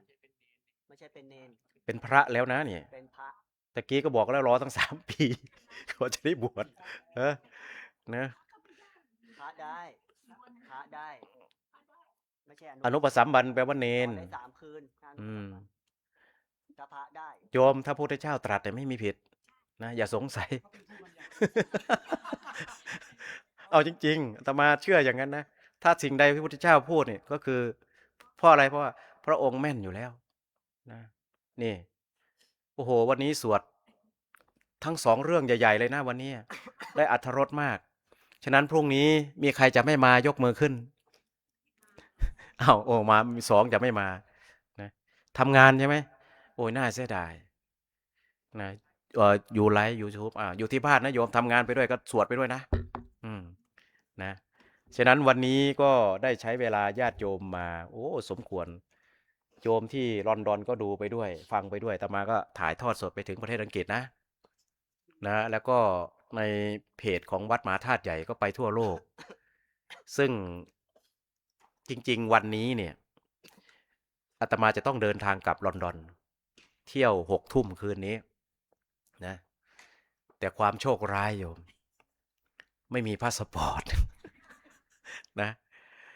เมื่อเช้าก็เลยโทรเลื่อนตั๋วนะจ่ายค่าตั๋วเข้าไปว่าขอเลื่อนไปอีก2 เดือนนะขอเวลาทำพาสปอร์ตแล้วก็ทำธุระในเมืองไทยต่อไปอีกนะก็ถือโอกาสในช่วงนี้จะสาธยายพระไตรปิฎกกับญาติโยมทุกวันอาตมาถือว่าเป็นความโชคดีของชีวิตนะเพราะว่าไปใช้ชีวิตอยู่ต่างประเทศเกือบ30 ปีนะได้ไปเห็นอะไรทุกอย่างแล้วนะก็เลยถือโอกาสนี้เนี่ยได้มาสนองงานสำนักได้มาสวดสาธยายพระไตรปิฎกซึ่งไม่เคยคิดว่าจะได้มานั่งสวดตรงนี้สมัยเป็นเนนก็ไม่เคยมานั่งอย่างนี้เลยนะโยมนะแต่ครั้งนี้ได้มานั่งแล้วก็ได้มาสาธยายพระไตรปิฎกโอ้ถือว่าเป็นบุญแล้ว แล้วก็ที่สำคัญอาตมาบอกวันแรกๆว่าเจดีย์ที่อยู่ข้างหลังโยมเนี่ยนี่ตรงนี้เจดีย์เนี่ยเป็นที่บรรจุอัฐินะบูรพาจารย์ของวัดมหาธาตุทั้งนั้นแล้วหลวงพ่อเจ้าอาวาสวัดพุทธประทีปองค์ที่แล้วก็อยู่ตรงนี้นะหลวงพ่อคงจะดีใจที่อาตมามาสวดให้ท่านฟังนะเพราะอะไรรู้ไหมเพราะอยู่ลอนดอนก็สวดมนต์กับท่านทุกวันเนี่ยนี่มันเป็นอย่างนี้อันนี้จะเล่าให้ฟังนะโยมอย่าหาว่าอาตมามโนนะขอเวลาสัก5 นาทีนะครับแผนกเครื่องเสียงครับ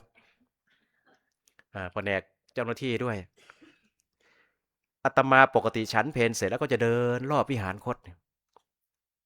แล้วก็มีอยู่ครั้งหนึ่งอาตมาเดินรอบวิหารคตแล้วมันก็มีเก้าอี้สีขาวๆพลาสติกวางอยู่ตรงข้างล่างเนี่ยมาทีไรก็มองเก้าอี้เดินรอบที่แรกก็มองเก้าอี้มันเหมือนว่าอยากนั่งเดินรอบที่2ก็เห็นเก้าอี้ก็มองเก้าอี้แล้วก็อยากนั่งเดินในรอบที่3เนี่ยก็เลยตัดสินใจลงไปนั่งพอลงไปนั่งเสร็จอาตมาก็โทษทีนะโยมอาตมาก็บิดร่างกายเนี่ยบิดแล้วก็หันไปเนี่ยโยมเชื่อไหมว่าอาตมาตกใจจนขนลุกเพราะอะไรจึงบอกว่าขนลุกเพราะว่ารูปที่อยู่ติดอยู่ที่ไอ้ตรงนั้นน่ะเป็นรูปโยมที่อาตมารู้จักตั้งแต่อยู่อังกฤษเนี่ยแต่อาตมารู้ว่าโยมเนี่ยเสียชีวิตไปตั้งหลายปีแล้วนะแต่ไม่ทราบว่ามาบรรจุอัฐิไว้ที่นี่เหมือนกับอะไรสักอย่างหนึ่งบอกอาจารย์ผมอยู่นี่นะผมอยู่นี่มองผมหน่อยสินะโอ้โหวันนั้นตกใจแบบไม่รู้จะพูดอะไรไม่ออกเพราะว่าอยู่อังกฤษโยมเขามาช่วยวัดตลอดไงนี่โยมเชื่อว่าโยมวิจารณ์นะอยู่ตรงมุมนู้นนะเวลาที่อาตมาเดินทีไรก็จะแวะทักโยมทุกครั้งเวลากลับมาโยมอาตมามานั่งเนี่ยอันนี้ต้องบอกว่ามันอัศจรรย์นะอัศจรรย์มากๆเลยปกติเนี่ยอาตมาจะเดิน9 รอบเนี่ยไม่เคยหยุดนั่งนะรอบประมาณคนเนี่ยฉันเพลเสร็จเดินเนี่ย9 รอบไม่เคยหยุดแต่ครั้งนั้นไม่รู้อะไรมันสะกิดต้องมองเก้าอี้มองเก้าอี้มองแล้วรอบที่3ก็เลยนั่งก็เลยเจอแจ็คพอตนะไม่เกี่ยวกับหวยนะโยมนะก็เลยวันต่อมาก็เลยไปบอกโยมอาตมาเมืองไทยนะโยมก็ยังไงก็นะเอาภพภูมิที่เป็นกุศล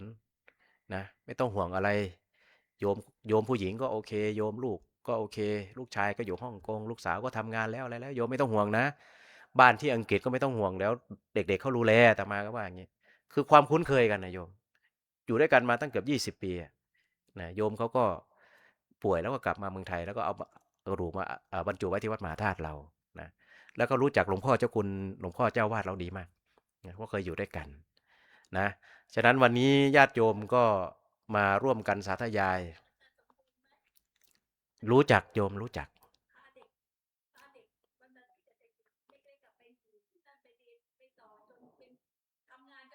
โอ้ยสาธุสาธุนี่แหละพระเราทำหน้าที่เยอะโยมรุ่นไหนนั่นแหละรุ่นไหนรุ่นสุดท้ายพ่อหลวงพ่อท่านจากไปแล้วแต่หลวงพ่อน่ารักหลวงพ่อสมบูรณ์นี่น่ารักมากเวลาคุยท่านจะคุยนิ่มๆแต่หลวงพ่อเก่งนะโยมนะท่านพูดภาษาฝรั่งเศสได้เก่งมากตอนนี้เรายังหาพระที่เก่งเหมือนท่านได้ยากมากนะนี่พระสงฆ์ตอนนี้ถูกกฎระเบียบข้อบังคับหนึ่งก็คือว่าจะไปประเทศไหนต้องพูดภาษาเขาให้ได้เขาบังคับเลยถ้าไม่ได้เขาจะไม่ต่ออายุวีซ่าให้นี่อาตมาโชคดีเพราะว่าได้มาก่อนที่ระเบียบเขาจะออกรอดไปนะอันนี้ก็ดีใจว่าญาติโยมนะมีครูบาอาจารย์นะอย่างน้อยที่สุดพวกเราก็ได้มาสนองคุณแผ่นดินทำไมอาตมาจึงพูดอย่างนั้นที่พูดอย่างนี้ก็เพราะว่าวัดมหาธาตุของเราเนี่ยหลังจากที่กอบกู้แผ่นดินย้ายพระนครจากฝั่งธนบุรีมาเป็นรัตนโกสินทร์เสร็จก็เห็นว่าพระไตรปิฎกเนี่ยนะถูกเผาทิ้งบ้างกระจัดกระจายบ้างในหลวงรัชกาลที่1แล้วก็พระอนุชาธิราชเจ้าเนี่ยก็เลยดำริให้มีการสังคายนาพระไตรปิฎกรวบรวมจานลงไมลาน ที่ท่านทั้งหลายเห็นอยู่ฝั่งโน้นชั้นบนนะอายุหลายร้อยปีแล้วนะโยมนะเก็บรักษาไว้ที่วัดมหาธาตุแห่งนี้เป็นแห่งแรกของแผ่นดินไทยนะนี่แล้วก็เป็นความปรารถนาของสองพระองค์ด้วยนะว่าอยากจะทำรงรักษาคำสอนของพุทธศาสนา จึงให้มีการประชุมสังฆายนารวบรวมแล้วก็จานลงใบลานเนี่ยมันไม่ง่ายนะโยมนะเขียนใบลานเนี่ยเขียนแผ่นแล้วแผ่นเล่านะถ้าแตกก็ทิ้งเนี่ยใช้เวลาตั้ง5 เดือนจนจึงสำเร็จก็เฉลิมฉลองแล้วก็พัฒนามาเรื่อยจนมาถึงปี2500นะ30นะแต่ก่อนจะมาถึงปี2530ก็คือในยุคของรัชกาลรัชกาลที่5ก็มีการพิมพ์เป็นเล่มเกิดขึ้นแล้วก็มาสังฆายนาเพิ่มเติมอีกในปี2527ถึงปี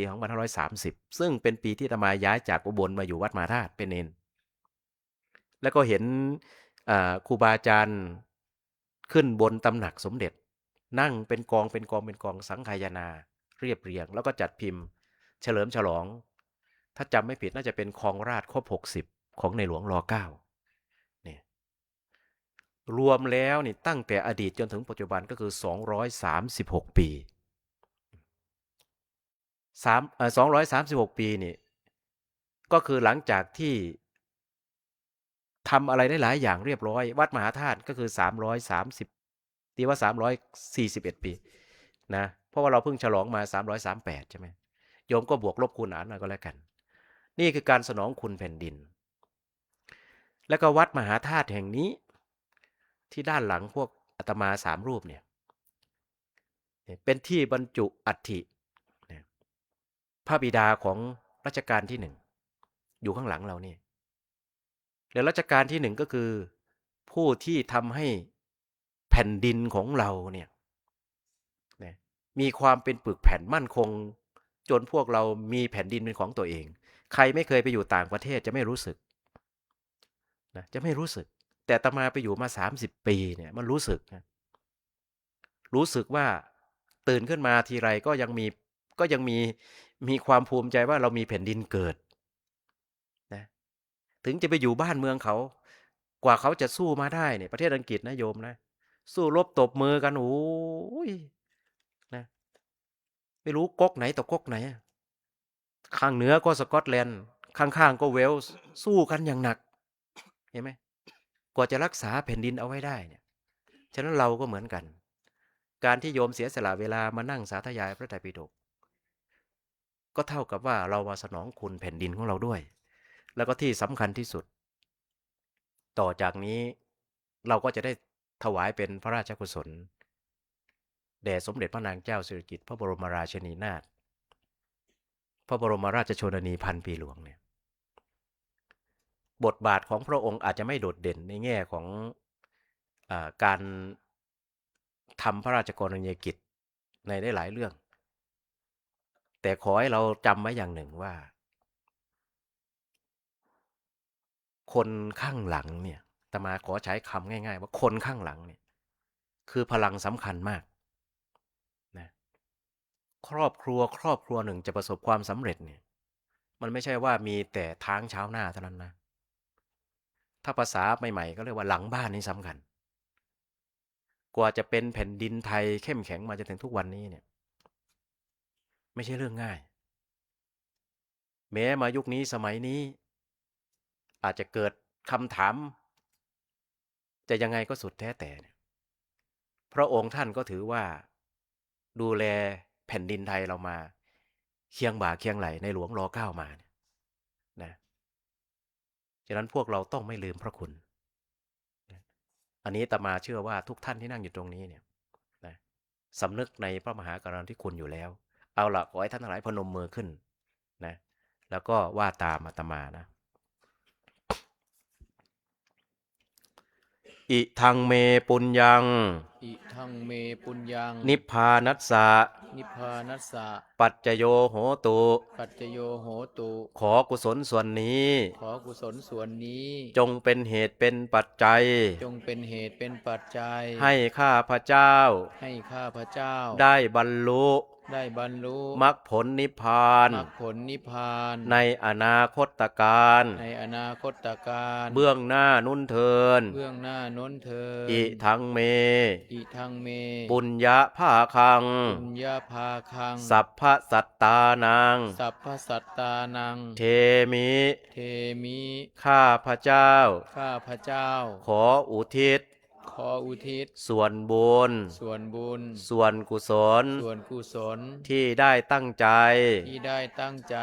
สาธยาย สาธยาย พระไตรปิฎก พระไตรปิฎก น้อมถวาย น้อมถวาย เป็นพระราชกุศล เป็นพระราชกุศล แด่สมเด็จพระนางเจ้า แด่สมเด็จพระนางเจ้า สิริกิติ์ สิริกิติ์ พระบรมราชินีนาถ พระบรมราชินีนาถ พระบรมราชชนนีพันปีหลวง พระบรมราชชนนีพันปีหลวง และสรรพสัตว์ทั้งหลาย และสรรพสัตว์ทั้งหลาย เทพาอารักษ์ เทพาอารักษ์ เจ้ากรรมนายเวร เจ้ากรรมนายเวร พูดผีปีศาจ พูดผีปีศาจ เทพบุตรเทพธิดา เทพบุตรเทพธิดา ทุกพระองค์ ทุกพระองค์ ขอจงได้มา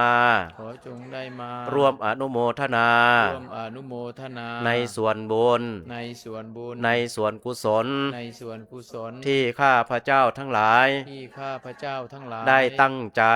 ได้ตั้งใจ บำเพ็ญแล้วด้วยดีในครั้งนี้ บำเพ็ญแล้วด้วยดีในครั้งนี้ สรรพสัตว์ทั้งหลาย สรรพสัตว์ทั้งหลาย ที่ถึงทุกข์ ที่ถึงทุกข์ ขอให้พ้นจากทุกข์ ขอให้พ้นจากทุกข์ ที่ถึงสุขอยู่แล้ว ที่ถึงสุขอยู่แล้ว ขอจงได้รับความสุข ขอจงได้รับความสุข ยิ่งขึ้นไป ยิ่งขึ้นไป ด้วยกันทุกท่านทุกตนเทิน ด้วยกันทุกท่านทุกตนเทิน ต่อไปโยมตั้งใจรับพรยะถาวาริวหาปุราปาริปุเรนติสาคารัง เอวะเมวะอิโตทินังเปตานังอุปกัปปติอิจิตังปัจจิตังตุมหังคิปะเมวะสมิจจตุสัพเพปุเรนตุสังกปาจันโทปันนระโสยะถามณิโชติระโสยะถา สัพพิติโย วิวัจจันนุสัพพะโรโควินาศตุมาเตภวัตวันตรายโย สุขี กิธิขายุโกภวะอภิวัตนาเสริ ส นิจจังวุฒาปัจจายโนจัต ตาร โรธรรมาวัฏตันติอายุวันโนสุขังภาลังเดี๋ยวเราไหว้พระพร้อมกันนะโยมนะ